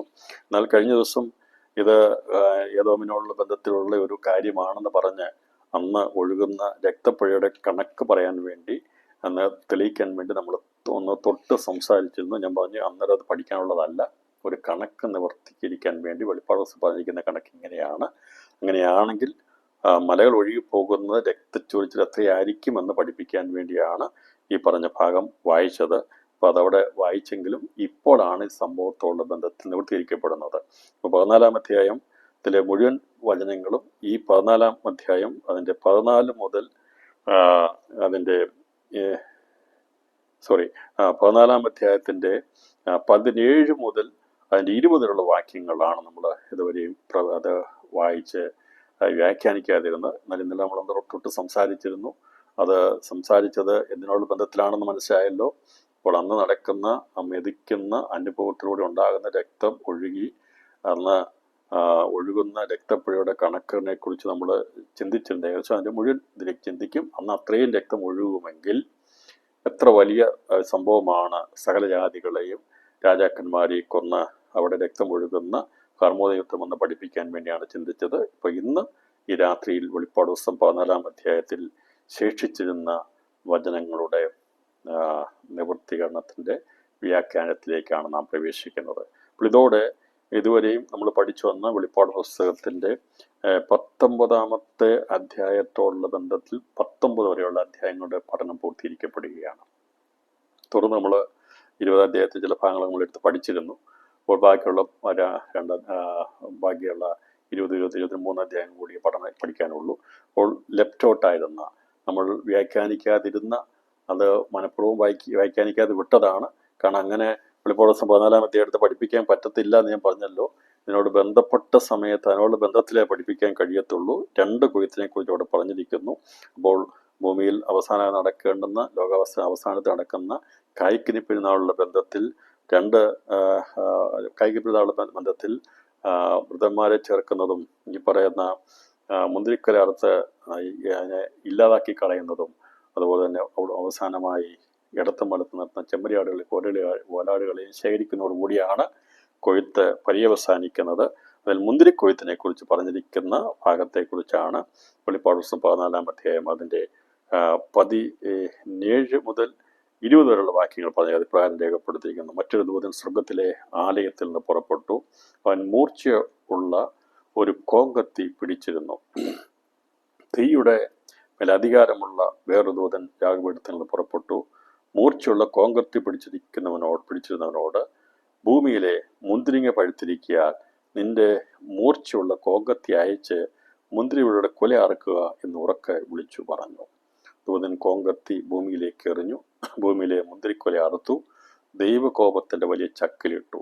ചക്ക് നഗരത്തിന് പുറത്ത് വെച്ച് മെതിച്ചു. ചക്കിൽ നിന്ന് രക്തം കുതിരകളുടെ കടിവാളങ്ങളോളം പൊങ്ങി 200 നാഴിക ദൂരത്തോളം ഒഴുകി. ഇങ്ങനെ രേഖപ്പെടുത്തി വയ്ക്കുമ്പോൾ ഇവിടെ ഏതോമാണെന്ന് ഒഴത്തും പറഞ്ഞിട്ടില്ല. ഇത് ഏതോമാണെന്ന് പിന്നെ നമ്മൾ എങ്ങനെ വ്യാഖ്യാനിക്കും അല്ലേ? വെറുതെ എടുത്ത് വെച്ച് വ്യാഖ്യാനിക്കാൻ പറ്റത്തില്ല. പക്ഷേ ഏതോമിനെ കുറിച്ച് നമ്മൾ പഠിക്കണം. ഇതെന്താണ്, ഈ കോങ്കത്തി എന്താണ്, അതുപോലെ ഇവിടുത്തെ മുന്തിരി ഏതാണ്, മുന്തിരിക്കൊല അറുത്ത് ദൈവകോ ചക്കിലിടുന്ന ഏതാണ് എന്നതിനെക്കുറിച്ചൊക്കെ ദൈവവചനപരമായിട്ടുള്ള വെളിപ്പാടുകൾ വെളിപ്പെടുത്തിയെങ്കിൽ മാത്രമേ നമുക്ക് ഇതിൻ്റെ കാര്യങ്ങളിൽ വ്യാഖ്യാനപരമായിട്ടുള്ള ആധികാരികത ഉണ്ടാക്കുവാനായിട്ട് കഴിയത്തുള്ളൂ. ഇപ്പോൾ ഏദോമിനെ കുറിച്ചാണ് എന്നുള്ളത് നമ്മൾ ചിന്തിക്കാൻ വേണ്ടി ഇത് സംബന്ധമായി ദൈവത്തെ പറഞ്ഞിരിക്കുന്ന ഒരു ഭാഗം വായിച്ചിട്ട് ഇത് ആ പ്രവചനത്തോടുള്ള ബന്ധത്തിലാകുന്നു എന്നുള്ളത് തെളിയിച്ചെങ്കിൽ മാത്രമേ ബാക്കിയുള്ള മുന്തിരിവള്ളിയെക്കുറിച്ച്, മുന്തിരിക്കൊലയെക്കുറിച്ച്, കോങ്കത്തിയെക്കുറിച്ച് ഉള്ള പഠനത്തിന് പ്രസക്തി ഉണ്ടാകുകയുള്ളൂ.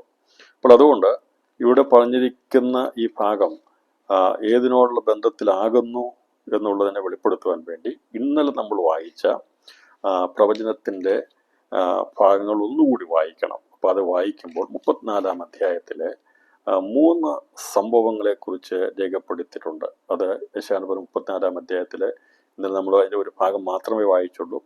നമ്മൾ വായിച്ചപ്പോൾ അത് മനസ്സിലാക്കിയത്, അതിന് സംബന്ധമായി പഠിച്ചത് ആ പ്രവചനത്തിൽ പറഞ്ഞിരുന്ന ഭാഗത്തിൻ്റെ ഒരു ഭാഗത്തെക്കുറിച്ചാണ് നമ്മൾ പഠിച്ചത്.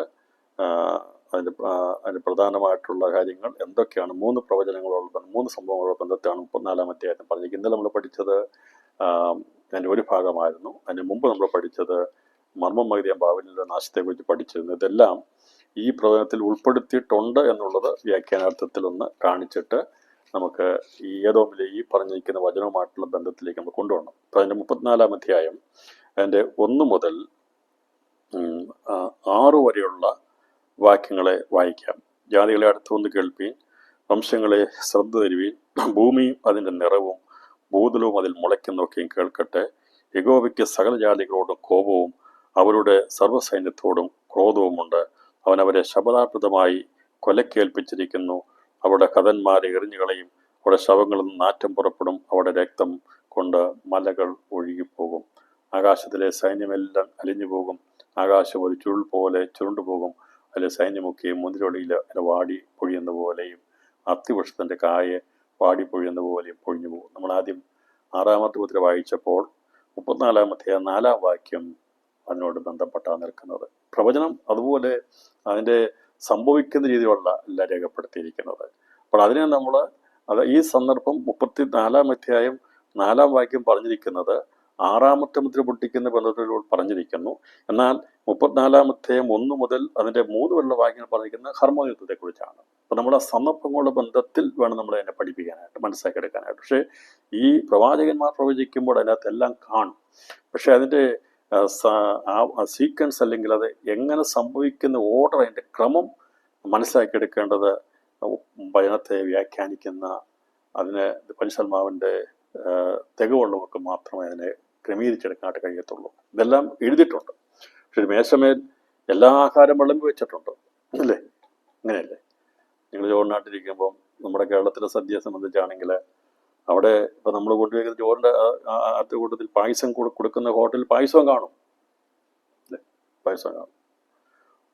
അത് ആദ്യമേ എടുത്ത് ചോറിൻ്റെ അകത്ത് ഒഴിക്കുമാരെങ്കിലും അറിയാമെങ്കിൽ എടുത്ത് ഒഴിച്ചു പോകും, അല്ലേ? അറിയാമെങ്കിൽ അത് നമ്മൾ ആദ്യമായിട്ട് നമുക്കറിയത്തില്ലെങ്കിൽ സംഭവിക്കും.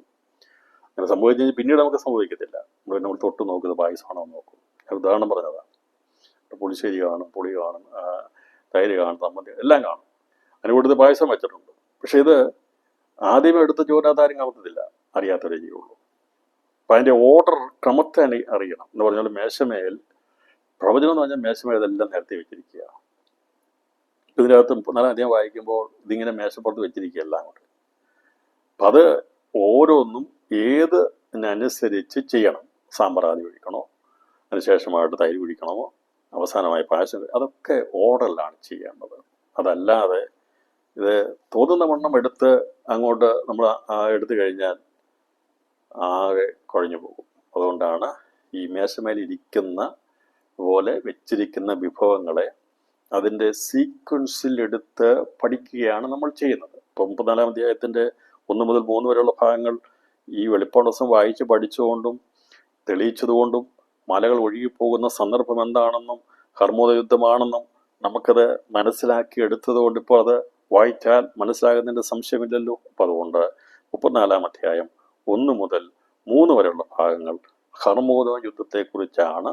യെശയ്യാവിൻ്റെ പ്രവചനം 34 പറയുന്നത് അവിടെ അങ്ങ് എഴുതി വെക്കാം. ലെഫ്റ്റ് സൈഡിൽ ഞങ്ങൾക്ക് നിങ്ങളുടെ പേനയുണ്ടെങ്കിൽ അതിൻ്റെ 34-ാം അധ്യായം 1 മുതൽ 3 വരെയുള്ള ഭാഗങ്ങൾ ഹർമ്മോദ യുദ്ധം.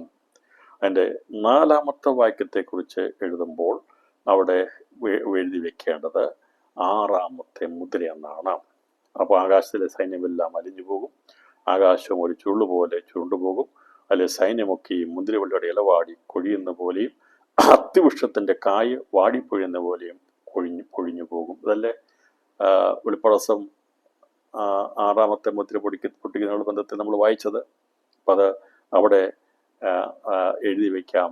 6-ാമത്തെ മുദ്ര വെളിപ്പാട് പുസ്തകവും യെശയ്യാപ്രവചനവും തമ്മിലുള്ള പഠനമാണ്.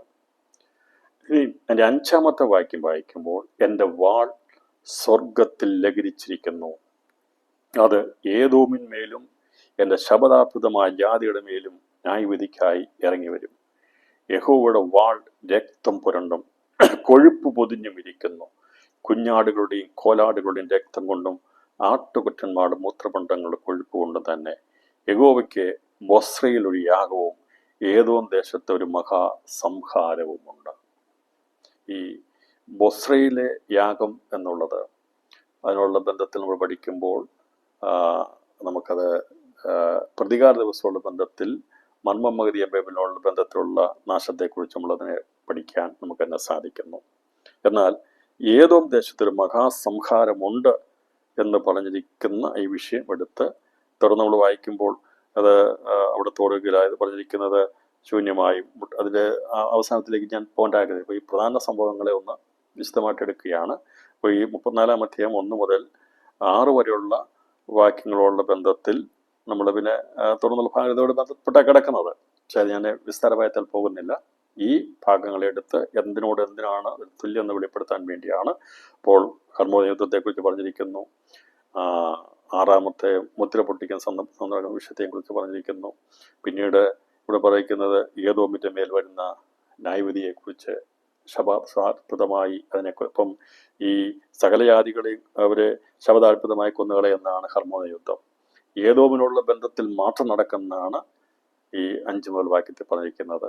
5-6 വാക്യങ്ങൾ അതിനോട് ബന്ധത്തിൽ ബൊസ്രയിലെ യാഗം കൂടി പറഞ്ഞിരിക്കുന്നത് അത് ഈ പറയുന്ന മർമ്മം പകുതിയ ബാബിനോടുള്ള ബന്ധത്തിൽ കൂടിയാണെന്നുള്ളതും നമുക്ക് ഗ്രഹിച്ചെടുക്കാൻ സാധിക്കുന്നു. ഇനിയിപ്പം 63-ാം അധ്യായം 1 മുതൽ 4 വരെയുള്ള കാര്യങ്ങളും ഇതിനോടനുബന്ധമായിട്ട് നമുക്ക് ആവർത്തിച്ച് യെശയ്യാവ് പ്രവചിച്ചിരിക്കുകയാണ്. പ്രവാചകൻ തന്നെ നിരവധി പ്രാവശ്യം ആവർത്തിച്ചിട്ടുണ്ട്. അപ്പം ഇതിൻ്റെ നമ്മളിപ്പോൾ 34-ാം അധ്യായത്തിലാണ് വായിച്ചെങ്കിൽ വീണ്ടും ഇതേ കാര്യം 63-ാം അധ്യായത്തിൽ അത് വീണ്ടും ആവർത്തിക്കപ്പെടുകയാണ്. അപ്പോൾ ഈ ആവർത്തനം എന്നുള്ളത് ഓരോ സന്ദർഭത്തോടുള്ള ബന്ധത്തിൽ അത് എടുത്ത് പഠിപ്പിക്കേണ്ട പറയേണ്ട സന്ദർഭങ്ങൾ അത് ആവർത്തിക്കപ്പെടും. 34-ാം അധ്യായത്തിൽ പറഞ്ഞ കാര്യം വീണ്ടും എന്തിനാണ് 63-ാം അധ്യായത്തിൽ എടുത്ത് പറഞ്ഞിരിക്കുന്നത് പറയുമ്പോൾ അതിൻ്റെ അവസാനത്തിലേക്ക് വരുമ്പോൾ ഇങ്ങനെയാണ് സംഭവിക്കുന്നുള്ളത് വ്യക്തമാക്കാൻ വേണ്ടിയാണ്. അപ്പോൾ ഓരോന്നിനോട് ബന്ധത്തിൽ പ്രവേശിച്ച് വരുമ്പോൾ അതിൻ്റെ ഒരു ഏകദേശം ഒരു ധാരണ കൂടി അന്നേരം അതോടുകൂടി പറയും. പിന്നീട് അതിൻ്റെ യഥാർത്ഥമായ സംഭവം നടക്കും, അതെടുത്ത് പ്രവചിക്കും. 60-ാം അധ്യായത്തിൽ ഇങ്ങനെ പറയുന്നത്, ഏദോമിൽ നിന്ന് രക്താംബരം ധരിച്ചുകൊണ്ട് ബൊസ്രയിൽ നിന്ന് വരുന്നു നിവിനാർ. ഏദോമിൽ നിന്ന് രക്താംബരം ധരിച്ച് കൊണ്ട് ബൊസ്രയിൽ നിന്ന് വരുന്നു ഒരുവനാർ. വസ്ത്രാംഗൃതനായി തൻ്റെ ശക്തിയുടെ മഹാത്മ്യത്തിൽ നടകൊള്ളുന്നവനാർ. നീതിയെ അരുളി ചെയ്യുന്നവനും രക്ഷിപ്പാൻ വല്ലവനുമായ ഞാൻ തന്നെ. നിന്റെ ഉടുപ്പ് ചുവന്നിരിക്കുന്നത് എന്ത്? നമ്മൾ ഇപ്പോൾ പഠിക്കാൻ പോകുന്ന 63-ാം അധ്യായം നമ്മൾ പഠിക്കാൻ പോകുന്ന മുന്തിരിച്ചക്ക് ചവിട്ടുന്നുള്ള ബന്ധത്തിലുള്ള ഭാഗമാണ് 63-ാം അധ്യായം 2-ാം വാക്യം. നിന്റെ ഉടുപ്പ് ചുവന്നിരിക്കുന്നത് എന്ത്? നിന്റെ വസ്ത്രം മുന്തിരിച്ചക്ക് ചവിട്ടുന്നവൻ്റെതുപോലെ ഇരിക്കുന്നത് എന്ത്? ഞാൻ ഏകനായി മുന്തിരിച്ചക്ക് ചവിട്ടി, ജാതികളിൽ ആരും എന്നോടുകൂടി ഉണ്ടായിരുന്നില്ല. എൻ്റെ കോപത്തിൽ ഞാൻ അവരെ ചവിട്ടി, എൻ്റെ ക്രോധത്തിൽ അവരെ മെതിച്ചു കളഞ്ഞു. അവിടെ രക്തം എൻ്റെ വസ്ത്രത്തിന്മേൽ തെറിച്ചു, എൻ്റെ ഉടുപ്പൊക്കെയും മലിനമായിരിക്കുന്നു. ഇത് വായിക്കുമ്പോൾ ഈ ഏദോമിൽ നിന്ന് രക്താംബരം ധരിച്ചു കൊണ്ട് ബൊസ്രയിൽ നിന്ന് വരുന്നു ലിവനാർ. അപ്പം അവിടെ ഈ പറയുന്ന രാജ്യങ്ങളോടുള്ള ബന്ധത്തിൽ ഇവിടെ രേഖപ്പെടുത്തിയിരിക്കുന്ന കാര്യങ്ങളാണ് ഇവിടെ പറഞ്ഞിരിക്കുന്നത്. ബൊസ്ര എന്നുള്ള സ്ഥലം സിറിയോടുള്ള ബന്ധത്തിൽ കിടക്കുന്നതായിട്ടും അതുപോലെ തന്നെ നമുക്ക് ബാബേലിനുള്ള ബന്ധത്തിൽ കിടക്കുന്ന സ്ഥലമായിട്ട് കാണാൻ സാധിക്കുന്നു. അപ്പം ഞാനിവിടെ വചനത്തിൻ്റെ വെളിപ്പാടിലാണ് പഠിക്കുന്നത്. രാഷ്ട്രങ്ങളോടുള്ള ബന്ധത്തിൽ ഇവിടെ എടുക്കുന്നില്ല, കാരണം ഞാൻ അത് സംബന്ധമായിട്ട് പഠനം ഇതുവരെ നടത്തിയിട്ടില്ലാത്തതുകൊണ്ടാണ്. എന്നാൽ കാര്യമായൊരു പഠനം രാഷ്ട്രത്തോടുള്ള ബന്ധത്തിൽ പഴയ രാഷ്ട്രങ്ങൾ ഏതാണ്, ഇപ്പോഴത്തെ രാഷ്ട്രങ്ങൾ ഏതാണ് എന്നുള്ള ഒരു വലിയൊരു പഠനം ഞാൻ നടത്തിയിട്ടില്ല. അത് പഠിക്കാൻ ആഗ്രഹിക്കുന്നത് ഈ പറയുന്ന ശവമുള്ളടത്ത് കഴുക്കൾ കൂടും എന്ന വിഷയത്തോടുള്ള ബന്ധത്തിൽ പൊളിറ്റിക്കലായിട്ടുള്ള രാഷ്ട്രങ്ങളുടെ ബന്ധത്തിൽ പഠിക്കണമെന്ന് ഞാൻ ആഗ്രഹിക്കുന്നുണ്ട്. അതിന് ആധാരമായിട്ട് എടുക്കുന്ന വചനം മാത്രമാണ്, ദൈവവചനം മാത്രമാണ് ഞാൻ എടുക്കുന്നത്. അതുകൊണ്ട് അത് സംബന്ധമായിട്ടുള്ള കാര്യങ്ങളുള്ള ഒരു ഏത് രാഷ്ട്രങ്ങളൊക്കെയാണ് എന്നുള്ളത് എനിക്കിപ്പോൾ പറയാൻ കഴിയത്തില്ല. ഞാനത് ഊഹാപോഹങ്ങൾ പഠിപ്പിക്കാൻ ആഗ്രഹിക്കുന്നില്ല.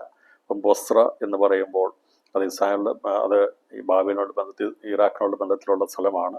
എന്നാൽ മെസോപ്പൊത്തേമിയൻ രാജ്യത്തെ മെസോപ്പൊത്തേമിയ പ്രദേശത്തെയാണ് ശിനാർ ദേശമെന്നും അശൂർ ദേശമെന്നും പറഞ്ഞിരിക്കുന്നത്. അപ്പോൾ അതിനെക്കുറിച്ച് നമ്മൾ ഉൽപ്പത്തി പുസ്തകത്തിൽ പഠിച്ചിട്ടുണ്ട്. പിൻവഴി എന്ന പുസ്തകത്തിൽ അത് സംബന്ധമായിട്ടുള്ള വലിയ ഒരു കാര്യത്തെക്കുറിച്ച് വെളിപ്പാട് കൊടുത്തിട്ടുമുണ്ട്. ഞാൻ കിട്ടുന്ന കാര്യങ്ങൾ അപ്പോൾ തന്നെ ദൈവജനത്തിന് കൈമാറുന്നുണ്ട്. അപ്പോൾ തന്നെ അത് കൈമാറും. ഒരു വിഷയം വെളിപ്പെടുത്തി തന്നാൽ അത് ഒന്നെങ്കിൽ ക്ലാസ്സിലൂടെയോ അല്ലെങ്കിൽ പുസ്തകങ്ങളിലൂടെയോ ഏതെങ്കിലും വിധത്തിൽ അപ്പോൾ തന്നെ കൈമാറും. എനിക്കറിയാം അത് പിന്നീട് അത് കിട്ടത്തില്ല. അതുകൊണ്ട് ഇപ്പോൾ പിൻവഴുന്ന പുസ്തകം എഴുതാമെന്ന് ചോദിച്ചാൽ എന്നെക്കൊണ്ട് സാധിക്കത്തില്ല. ഇപ്പോൾ വെളിപ്പാട് പുസ്തകം എഴുതാമെന്ന് പറഞ്ഞാൽ എന്നെക്കൊണ്ട് ഇപ്പോൾ സാധിക്കത്തില്ല. കാരണം അന്നേരം ദൈവാത്മാ വെളിപ്പെടുത്തരുന്ന കാര്യങ്ങൾ ആ സമയത്ത് എഴുതി പോകുന്നത്. അപ്പം അത് ആ സമയത്ത് തന്നെ അത് മറച്ചു വയ്ക്കാതെ അപ്പോൾ തന്നെ വെളിപ്പെടുത്തി കൊടുക്കും. കാരണം ഇത് മറ്റുള്ളവർ കൈമാറപ്പെടട്ടെ, അതുകൊണ്ടാണത് അന്നേരം തന്നെ അത് വെളിപ്പെടുത്തുന്ന പുസ്തക രൂപത്തിലോ ക്ലാസ്സിലോ ഒക്കെ വെളിപ്പെടുത്തുന്നത്. ഇവിടെ ഈ പറഞ്ഞിരിക്കുന്നപ്പോൾ ശിനാർ ദേശം എന്ന് പറഞ്ഞിരിക്കുന്നത് നമ്മളതേക്കുറിച്ച് ഇന്ന് രാത്രിയിലൊന്ന് ഈ പറയുന്ന ഈ ഏബറിനെ കുറിച്ചും ഒക്കെ പഠിക്കുമ്പോൾ അത് പഠിക്കുന്നതായിരിക്കും. അപ്പോൾ ഈ മെസൊപ്പൊത്തേമിയ എന്ന് പറഞ്ഞ 2 നദികൾക്കിടയിലുള്ള സ്ഥലമാണ്. ടൈഗ്രീസിൻ്റെ യൂഫ്രട്ടീസിൻ്റെ ഇടയിലുള്ള സ്ഥലമാണ്. ഫലപുഷ്ടമായിരിക്കുന്ന എക്കൽ മണ്ണടിഞ്ഞ് കിടക്കുന്ന സമപുഷ്ടിയായ സമതല പ്രദേശമാണ് ഈ പറയുന്ന മെസൊപ്പൊത്തേമിയൻ സ്ഥലങ്ങൾ. മെസൊപ്പൊത്തേമിയൻ സ്ഥലത്തിൽ പെടുന്നതാണ് ശിനാർ ദേശം. ശിനാർ ദേശത്തോട് ബന്ധത്തിലാണ് കൽദയ ദേശമൊക്കെ പെടുന്നത്. കൽദയ അവിടെയാണ് അബ്രഹാം. ഇപ്പോൾ എന്നാൽ അവൻ്റെ ജാതി വംശത്തിൽപ്പെടുന്ന അശൂർ പുറപ്പെട്ട് പണിത പട്ടണമാണ് അശൂർ, നിനവ ആസ്ഥാനമാക്കപ്പെടുന്നത്. അപ്പോൾ ഇതിനെ നമുക്ക് 2ആയിട്ട് തിരിക്കാം. ഒന്ന് ശിനാർ ദേശം, 2 അശൂർ ദേശം. അശൂർ ദേശത്തോട് ബന്ധത്തിലാണ് ഈ പറയുന്ന സിറിയ ഇങ്ങനെയുള്ള അശൂർ രാജ്യങ്ങളൊക്കെ കിടക്കുന്നത്. അപ്പോൾ ഇത് തമ്മിൽ ചില രാഷ്ട്രങ്ങൾ ആധിപത്യമെടുക്കുകയും അത് വരികയും പോവുകയും ചെയ്തുകൊണ്ട് ഒരുപാട് മാറ്റങ്ങൾ സംഭവിച്ചിട്ടുണ്ട്. അതുകൊണ്ട് നമുക്ക് ഇന്നതാണ് ഇന്നതെന്ന് ഇപ്പോൾ പറഞ്ഞ് അങ്ങനെ പറയാൻ പറ്റത്തില്ല. പക്ഷേ ദേശം എന്താണെന്നുള്ളത് മനസ്സിലാക്കി വെക്കുക. അപ്പോൾ ഇവിടെ നമ്മളെടുക്കുന്നത് 63 അധ്യായം 2-ാം വാക്യത്തെ വെക്കുമ്പോൾ നിന്റെ ഉടുപ്പ് ചുമന്ന് എവിടെ നിന്നാണ് വരുന്നത്? ഏദോമിൽ നിന്ന് രക്താംബരം ധരിച്ച് കൊണ്ട് ബൊസ്രയിൽ നിന്ന് വരുന്നോരിവനാർ, വസ്ത്രാലങ്കൃതനായി തൻ്റെ ശക്തിയുടെ മഹാത്മ്യത്തെ നടകൊള്ളുന്നവൻ ഇവനാർ, നീതിയെ അള്ളിച്ചെയ്യുന്നവനും രക്ഷിപ്പാനും വല്ലഭനുമായ ഞാൻ തന്നെ. ഇവിടെ ഈ യേശാന്റെ 34-ാം അധ്യായത്തിൽ തന്നെയാണ് പറഞ്ഞിരിക്കുന്നത്. ബൊസ്രയെക്കുറിച്ചും ഏദോമിനെ കുറിച്ച് പറഞ്ഞിട്ടുണ്ട്. നിന്റെ ഉടുപ്പ് ചുവന്നിരിക്കുന്നത് എന്ത്? നിന്റെ വസ്ത്രം മുന്തിരിച്ചക്ക് ചവിട്ടുന്നതിൻ്റെ പോലെ ഇരിക്കുന്നത് എന്ത്? ഞാൻ ഏകനായി മുന്തിരിച്ചക്ക് ചവിട്ടി, ജാതികളിൽ ആരും എന്നോട് കൂടെ ഉണ്ടായിരുന്നില്ല. എൻ്റെ കോപത്തിൽ ഞാൻ അവരെ ചവിട്ടി, എൻ്റെ ക്രോധത്തിൽ അവരെ മെതിച്ചു കളഞ്ഞു. അവരുടെ രക്തം എൻ്റെ വസ്ത്രത്തിൽ തെറിച്ചു, എൻ്റെ ഉടുപ്പൊക്കെയും മലിനമായിരിക്കുന്നു. ഞാൻ ഒരു പ്രതികാര ദിവസം കരുതിയിരുന്നു, എൻ്റെ വിഭക്തന്മാരുടെ സംവത്സരം വന്നിരുന്നു. ഞാൻ നോക്കി എന്ന് പറഞ്ഞത് ഇങ്ങനെ പ്രവചിച്ചു പോരുകയാണ്. അപ്പോൾ ഏതോ ഒരു വരാൻ പോകുന്ന വിഷയത്തെക്കുറിച്ച് വളരെ വ്യക്തമായി പറഞ്ഞിരിക്കുമ്പോൾ മുന്തിരിച്ചക്ക് ചവിട്ടുന്നുള്ള ബന്ധത്തിൽ ഒരു കാര്യം രേഖപ്പെടുത്തിയിരിക്കുന്നുണ്ട്.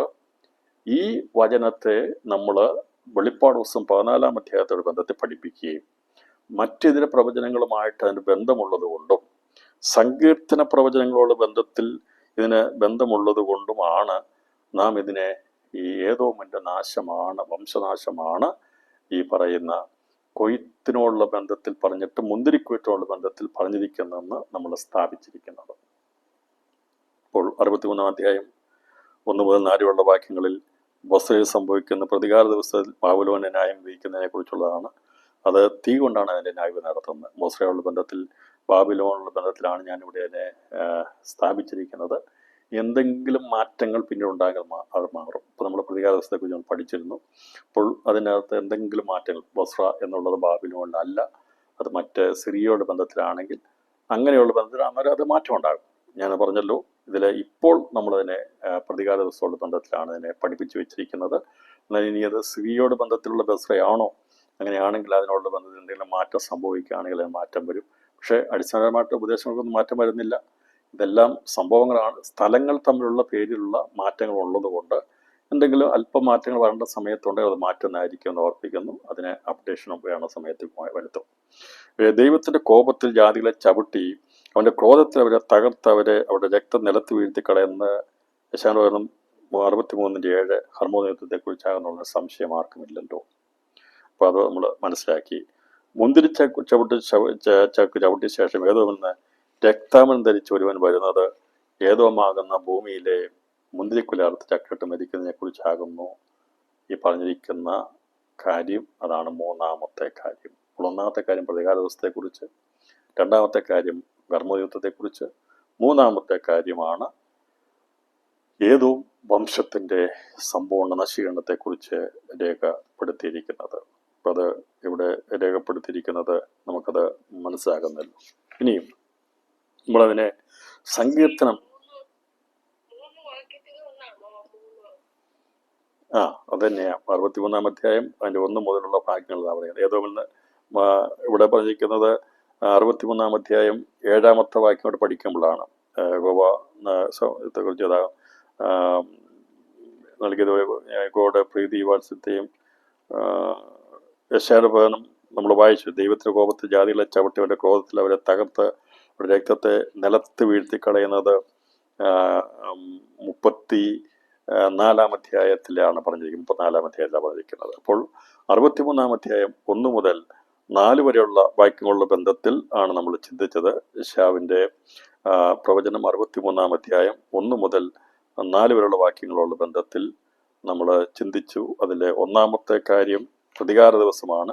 2-ാമത്തെ കാര്യം അത് പറഞ്ഞിരിക്കുന്നത് ഹർമ്മോദയത്തെക്കുറിച്ചാണ്. 3-ാമത് പറഞ്ഞിരിക്കുന്നത് ഇവിടെ പറഞ്ഞിരിക്കുന്നത് 63-ാം അധ്യായം 1-ാം ഏതോമാകുന്ന ഭൂമിയിലെ മുന്തിരിക്കൊയ്ത്തുള്ള ബന്ധത്തിലാണ് ഇവിടെ പറഞ്ഞിരിക്കുന്നത്. അപ്പോൾ യശാവ് 63-ാം അധ്യായത്തിലെ പ്രാരംഭ വാക്കുകളിലും ഈ 3 കാര്യങ്ങളെക്കുറിച്ചാണ് മർമ്മമായി പ്രസ്താവിച്ചിരിക്കുന്നത്. ഏതോമിനെ രക്താമം ധരിച്ചുകൊണ്ട് ബൊസ്രയിൽ നിന്ന് വരുന്നവൻ ഓരിവനാർ, വസ്ത്രാലങ്കനായ തൻ്റെ രക്ഷകരുടെ മഹാത്മത്തെ നടകൊള്ളുന്നവനാൽ നീതി അള്ളിച്ചെന്നും രക്ഷിപ്പാൻ വല്ലവനുമായ ഞാൻ തന്നെ. സായനെ രക്ഷിക്കുന്ന വല്ലവനോടുള്ള ബന്ധത്തിലാണ് പറഞ്ഞിരിക്കുന്നത്. നിന്റെ ഉടുപ്പ് ചുവന്നിരിക്കുന്നത്, നിന്റെ വസ്ത്രം മുന്തിരിച്ചക്ക് ചവിട്ടുന്നുണ്ട് അതുപോലെ ഇരിക്കുന്നത്. ഞാൻ ഏകനായ മുന്തിരിച്ചക്ക് ചവിട്ടി, യാതൊല്ലാവരും എന്നോട് കൂടെ ഉണ്ടായിരുന്നില്ല. എൻ്റെ കോപത്തിൽ ഞാൻ അവരെ ചവിട്ടി, എൻ്റെ ക്രോധത്തിൽ അവരെ മെതിച്ചു കളഞ്ഞു. അവരുടെ രക്തം എൻ്റെ വസ്ത്രത്തിന്മേൽ തെളിച്ചു. എൻ്റെ ഉടുപ്പൊക്കെ മലിനമായിരിക്കുന്നു എന്ന് പറഞ്ഞിരിക്കുന്നത് ഇവിടെ അതിനെക്കുറിച്ചാണ്. 6-ാം വാക്യത്തിൽ പറഞ്ഞിരിക്കുന്നത്, ഞാൻ എൻ്റെ കോപത്തിൽ ജാതികളെ ചവിട്ടി, എൻ്റെ ക്രോധത്തിൽ അവരെ തകർത്തു, അവരുടെ രക്തത്തെ ഞാൻ നിലത്ത് വീഴ്ത്തിക്കളഞ്ഞു. അപ്പോൾ ഇവിടെ ഈ 63-ാം അധ്യായം മുഴുവൻ വായിക്കുമ്പോൾ ഈ പറയുന്ന പഠിക്കുന്ന എല്ലാ കാര്യമില്ലാത്തതുകൊണ്ട് 63-ാം അധ്യായം 6-ാം വാക്യത്തിലാണ് പറയുന്നത്, ഞാൻ എൻ്റെ കോപത്തിൽ ജാതികളെ ചവിട്ടി, എൻ്റെ ക്രോധത്തിൽ അവരെ തകർത്തു, അവരുടെ രക്തത്തെ ഞാൻ നിലത്ത് വീഴ്ത്തിക്കളഞ്ഞു. 63-ാം അധ്യായം 6-ാം വാക്യം. 63-ാം അധ്യായം 6 വാക്യത്തിലാണ് ഹർമ്മോദയുദ്ധത്തെക്കുറിച്ച് രേഖപ്പെടുത്തിയിരിക്കുന്നത്. 63-ാം അധ്യായം 1-ാം വാക്യത്തിലാണ് അതിൻ്റെ ഏദോമിലെ മുന്തിരിച്ചക്ക് ചവിട്ടുന്നതിനെ കുറിച്ച് രേഖപ്പെടുത്തിയിരിക്കുന്നത്.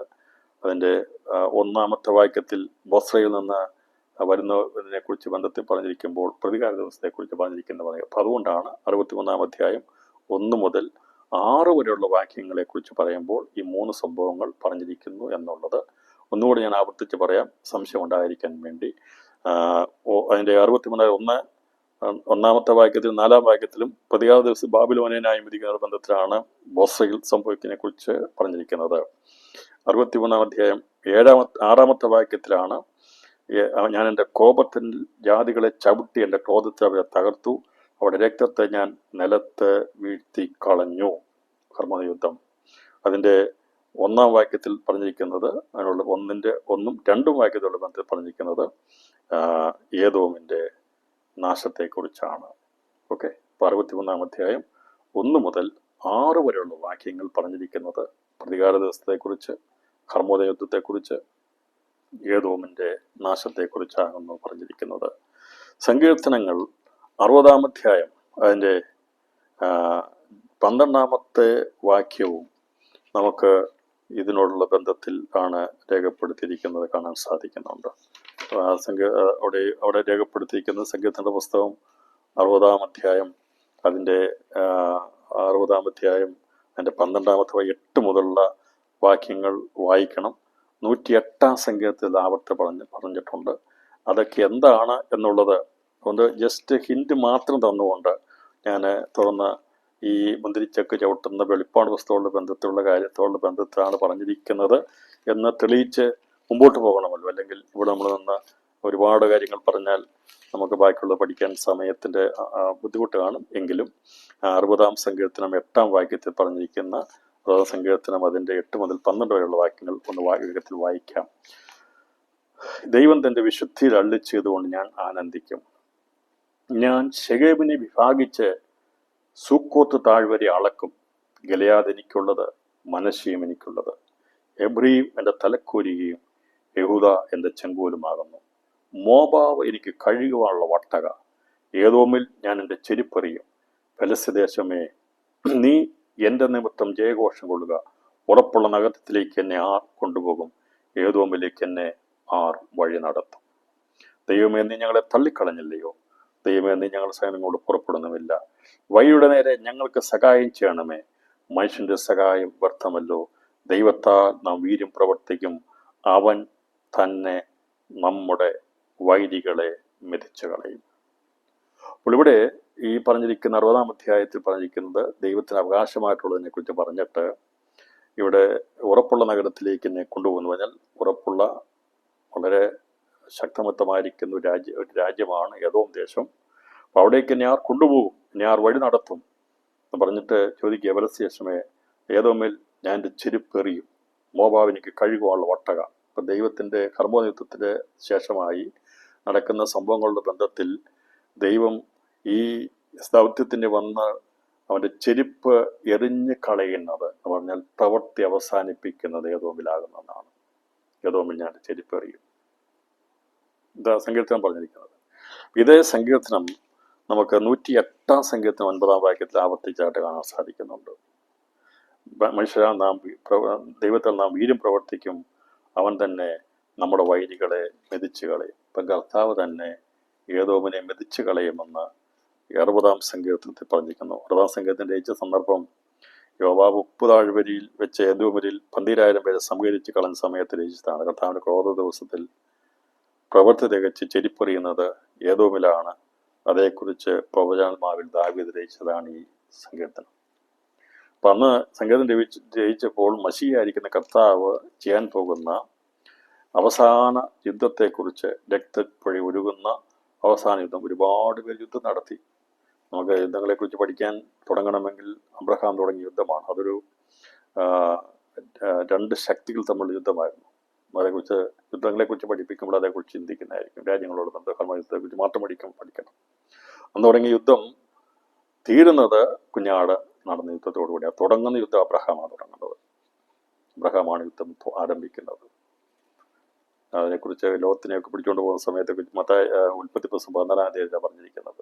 എൻ്റെ ഓർമ്മ ശരിയാണ്, 14-ാം അധ്യായത്തിലാണ് പറഞ്ഞിരിക്കുന്നത്. അതിലേക്ക് പോകുന്നില്ല. 108-ാം സങ്കീർത്തനം തന്നെയാണ് പറഞ്ഞിരിക്കുന്നത്. ആവർത്തിച്ച് പറയുകയാണ്, ദൈവം തൻ്റെ വിശുദ്ധിയിൽ അള്ളിച്ചതുകൊണ്ട് ഞാൻ ആനന്ദിക്കും. ഞാൻ ശെഖേമിനെ വിഭാഗിച്ച് സൂക്കോത്താഴ് വരെ അളക്കും. ഗലയാദ് എനിക്കുള്ളത്, മനശ്ശേം എനിക്കുള്ളത്. എബ്രഹീമിന്റെ തലക്കൂരിയും യഹൂദ എന്റെ ചെങ്കോലുമാകുന്നു. മോവാബ് എനിക്ക് കഴുകുവാനുള്ള ഒട്ടക, ഏദോമിൽ ഞാൻ എൻ്റെ ചെരുപ്പെറിയും. പലസ്തദേശത്തിന്മേൽ ഞാൻ ജയഘോഷം കൊള്ളും. ഉറപ്പുള്ള നഗരത്തിലേക്ക് ഞാൻ കൊണ്ടുപോകും, ഏദോമിലേക്ക് ഞാൻ വഴി നടത്തും. ദൈവമേ, നീ ഞങ്ങളെ തള്ളിക്കളഞ്ഞില്ലയോ? ദൈവമേ, നീ ഞങ്ങളുടെ സൈന്യങ്ങളോട് പുറപ്പെടുന്നുമില്ല. വഴിയുടെ നേരെ ഞങ്ങൾക്ക് സഹായം ചെയ്യണമേ. മനുഷ്യ സഹായം വ്യർത്ഥമല്ലോ. ദൈവത്താൽ നാം വീര്യം പ്രവർത്തിക്കും.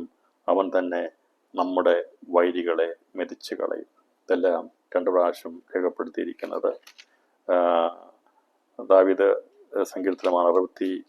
60-ാം സങ്കീർത്തനവും അതുപോലെ തന്നെ 108-ാം സങ്കീർത്തനവും ഒക്കെ പാടിയിരിക്കുന്ന, ആവർത്തിച്ച് പറഞ്ഞിരിക്കുന്നത് അത് സംഭവിക്കുന്നതിനുള്ള ബന്ധത്തിൽ ആവർത്തിച്ച് എടുത്ത് പറയുക. വേദപുസ്തകത്തോടെ കുറെ താളുകൾ ഫില്ല് ചെയ്യാൻ വേണ്ടി രേഖപ്പെടുത്തിയിരിക്കുന്നതല്ല. 60-ാം അധ്യായത്തിൽ പറഞ്ഞിരിക്കുന്ന അതേ കാര്യം തന്നെ 108-ാം സങ്കീർത്തനത്തിൽ വീണ്ടും എടുത്ത് പറഞ്ഞിരിക്കുന്നത്. എന്തുകൊണ്ട് എന്ന് ചോദിക്കുമ്പോൾ അത് ആ വിശുദ്ധയുടെ വിസായജനത്തോടുള്ള ബന്ധത്തിൽ അവരുടെ രക്ഷയ്ക്ക് വേണ്ടിയും അവർ നിലവിളിക്കുമ്പോൾ അവരെ സഹായത്തിന് വേണ്ടി എത്തിച്ചേരുമെന്നുള്ളതും, എന്നാൽ വൈരികളായി നിൽക്കുന്ന ദുഷ്ടപ്രദേശമായിരിക്കുന്ന ഏദോമിനെ മെതിച്ചു കളയുകയും ചെയ്യും എന്നുള്ളത് ഏദോമ്യരിൽ 12,000 പേരെ യോവാബ് നശിപ്പിച്ചപ്പോൾ അതിനെ ദർശിച്ചുകൊണ്ട് ദാവീദ് എഴുതിയ ഭാഗം അത് അക്ഷരാർത്ഥത്തിൽ നിറവേറപ്പെടാൻ പോകുന്നത് കർത്താവിൻ്റെ 2ാമത്തെ വരവെങ്കിലാണ്. ഈ പ്രവചനങ്ങളുടെ അടിസ്ഥാനത്തിൽ നിന്ന് നമുക്ക് ഇത് ഏദോം വംശത്തിൻ്റെ സർവനാശത്തെക്കുറിച്ചാണ്. അവൻ തന്നെ നമ്മുടെ വൈരികളെ മെതിച്ചു കളയും എന്ന് പറഞ്ഞിരിക്കുന്നതിൽ നിന്ന് കർത്താവ് തന്നെ മെതിച്ചു കളയുന്നുള്ളതിൻ്റെ നിരവധി വചനത്തെളിവുകൾ ഇതിനോടകം നമ്മൾ എടുത്തു. അപ്പോൾ ഏദോമിൽ നിന്ന് രക്താംബരം ധരിച്ചുകൊണ്ട് വരുന്ന കർത്താവിനെ യെശയ്യാവ് ദർശിക്കുന്നുണ്ട്. അപ്പോൾ അത് സംബന്ധമായ കാര്യങ്ങളെക്കുറിച്ച് പറഞ്ഞിരിക്കുമ്പോൾ മുന്തിരിച്ചക്ക് ചവിട്ടിയാണ് അവൻ്റെ വസ്ത്രം മലിനമായിരിക്കുന്നത് എന്ന് പറഞ്ഞിരിക്കുന്നത്. അപ്പോൾ കർത്താവ് വരുമ്പോൾ രക്തം തളിച്ച് ഉടുപ്പ് ധരിച്ചു വരുന്നു എന്നതിൻ്റെ അർത്ഥം പ്രതികാരത്തിനായി കർത്താവ് വരുന്നു എന്നത് കാണിക്കാൻ വേണ്ടിയാണ് അങ്ങനെ എത്തിയിരിക്കുന്നത്. ഇതൊക്കെ ആലങ്കാരിക ഭാഷയിൽ എഴുതി. കർത്താവ് ഇവിടെ വന്ന് മെതിച്ചു കളയുന്നതിൻ്റെ അർത്ഥം ദൈവത്തിൻ്റെ ഓർഡറിൽ ഇതെല്ലാം സംഭവിക്കും. ദൈവമാണ് അതിനെ ചവിട്ടി ഇല്ലാതാക്കി കളയുക. പക്ഷേ ഇതിനെക്കുറിച്ച് പറയുമ്പോൾ ഇപ്പോൾ ഈ സന്ദർഭം നമ്മൾ വേഗത്തിലെടുത്ത് വെളിപ്പാട് പുസ്തകം 14-ാം അധ്യായം അതിൻ്റെ 17 വാക്യങ്ങൾ ഏദോമിൻ്റെ വംശനാശമാണ് എന്ന് പറഞ്ഞാൽ അത് പെട്ടെന്ന് അങ്ങോട്ട് അംഗീകരിക്കാൻ കഴിയത്തില്ല. അതുകൊണ്ടാണ് ഇത് ഏദോമിനെ കുറിച്ചാകുന്നു എന്നതിനെക്കുറിച്ച് സങ്കീർത്തനങ്ങളിലൂടെയും യെശയ്യാവിൻ്റെ പ്രവചനങ്ങളിലൂടെയൊക്കെ നമ്മൾ കടന്നുപോയത്. ഇനി അല്പം വംശപരമായിട്ടുള്ള പഠനം കൂടി പഠിക്കണം. എങ്കിൽ മാത്രമേ ഈ മുന്തിരിക്കൊല ഏതാകുന്നു എന്നുള്ളത് മനസ്സിലാകത്തുള്ളൂ. ഈ മുന്തിരി എന്ന് പറയുമ്പം തന്നെ പിന്നെ അതിനപ്പുറമായിട്ടൊന്നും ചിന്തിക്കത്തില്ല ആരും. മുന്തിരി എന്ന് പറഞ്ഞു കഴിഞ്ഞാൽ നല്ലതാണ്. ഒരൊറ്റ മുന്തിരിയെക്കുറിച്ച് എല്ലാവർക്കും അറിയത്തുള്ളൂ. അത്തിയെക്കുറിച്ച് പറയുമ്പോൾ ഒരൊറ്റ അത്തിയെക്കുറിച്ച് അറിയത്തുള്ളൂ എല്ലാവർക്കും. ഏതത്തിയ? തളിർത്ത് നിൽക്കുന്ന അത്തി. ബാക്കിയുള്ളതെക്കുറിച്ചൊക്കെ പഠിപ്പിക്കത്തില്ല, അറിയത്തുമില്ല. വഴിയരികാൻ നിൽക്കുന്ന അത്തി, അതുപോലെ തന്നെ മുന്തിരി തോട്ടത്തിനകത്തുള്ള അത്തി, തളിർത്ത് നിൽക്കുന്ന അത്തി, അത്തിപ്പഴം കായ്ക്കുന്ന കാലം, ഇനി എന്തെല്ലാം കാര്യങ്ങൾ അത്തിയോടുള്ള ബന്ധത്തിൽ പഠിക്കണമെന്ന് അറിയാമോ? പക്ഷെ അതൊന്നും നോക്കത്തില്ല. അത്തി എന്നുള്ള വിഷയം പഠിക്കുമ്പോൾ ഇസ്രായേലിനോടുള്ള ബന്ധത്തിൽ തളുത്തു നിൽക്കുന്ന അത്തി അത് മാത്രമേ പഠന വിഷയമാക്കിയുള്ളൂ. വഴിയരിയെ നിൽക്കുന്ന അത്തി ഏതാണെന്നോ, മുന്തിയത്തോടിനകത്ത് നിൽക്കുന്ന അത്തി ഏതാണെന്നോ, ഈ തളുത്തു നിൽക്കുന്ന അത്തി എന്തിനെ കാണിക്കുന്നെന്നോ, അത്തിപ്പഴം കായ്ക്കുന്നതിനെ കുറിച്ചുള്ള അറിവോ ചിന്തയോ ഒന്നും ആരും നോക്കാറില്ല. ഔത്തമികത്തിൽ അതേക്കുറിച്ച് പറഞ്ഞിട്ടുണ്ട്. പിൻവഴി എന്ന പുസ്തകം ആരുടെയെങ്കിലും കൈവശം ഉണ്ടെങ്കിൽ അത് ഞാൻ വിചാരിക്കുന്ന യൂട്യൂബിൽ അപ്ലോഡ് ചെയ്തിട്ടുണ്ടെന്ന് തോന്നുന്നു. പുസ്തകമില്ലെങ്കിൽ ആരെങ്കിലും ആ പുസ്തകം അത് വായിച്ചു നോക്കുക. എൻ്റെ അവസാന ഭാഗത്ത് എല്ലാം രേഖപ്പെടുത്തിയിട്ടുണ്ട്. വഴിയരികെ നിൽക്കുന്ന അത്തി ഏതാണ്, മുന്തിയത്തോട്ടത്തിനകത്ത് നിൽക്കുന്ന അത്തി ഏതാണ്. പക്ഷെ പൊതുവേ ഉള്ള ഒരു ചിന്ത എന്ന് പറഞ്ഞാൽ അത്തി തളുത്തു നിൽക്കും കർത്താവിൻ്റെ വരവ് എന്നല്ല, അല്ലാതെ അതിനപ്പുറമായിട്ടുള്ള ചിന്തയിലേക്ക് ആരും പോകുന്നില്ല. എല്ലാവരും അത്തിയെക്കുറിച്ച് പ്രവചിക്കും. ഇപ്പോൾ മുന്തിരിവള്ളിയെക്കുറിച്ച് പറയുമ്പോഴും ആകെ സംശയം. മുന്തിരിവള്ളി എന്നുള്ള ഇവിടെ പറഞ്ഞിരിക്കുന്നത് മുന്തിരിക്കൊല എന്താണ് അല്ലേ? ഇവിടെ മുന്തിരിക്കൊലയെക്കുറിച്ചാണ് പറഞ്ഞിരിക്കുന്നത്. ഈ മുന്തിരിക്കൊല ഏതാണ്?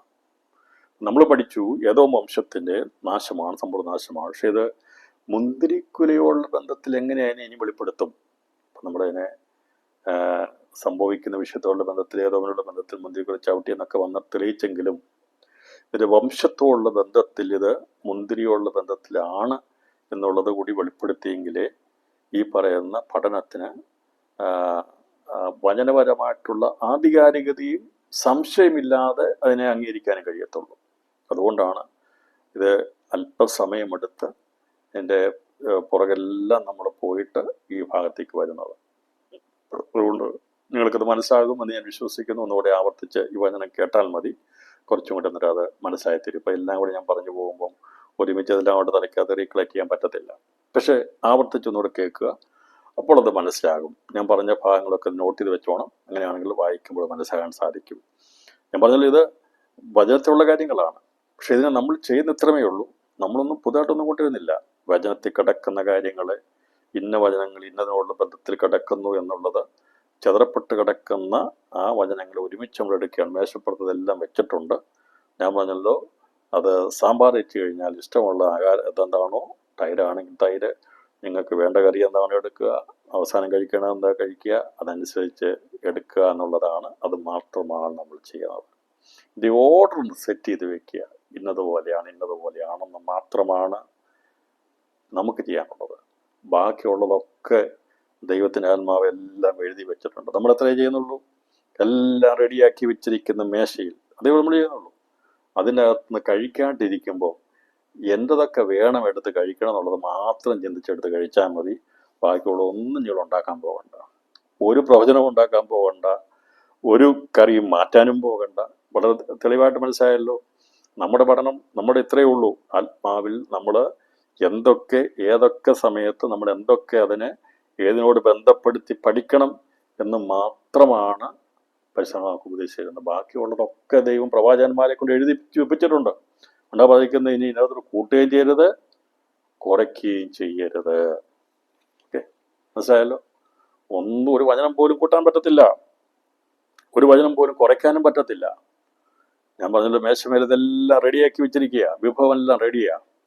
ഇതെങ്ങനെ ഏത് നമ്മൾ ഉപയോഗിക്കണം എന്നുള്ളതിനെക്കുറിച്ചുള്ള കാഴ്ചപ്പാടാണ് നമുക്ക് പരിശുദ്ധാത്മാവ് നൽകിക്കൊണ്ടിരിക്കുന്നത്. കാര്യമൊന്നും നമ്മൾ ചെയ്യുന്നില്ല.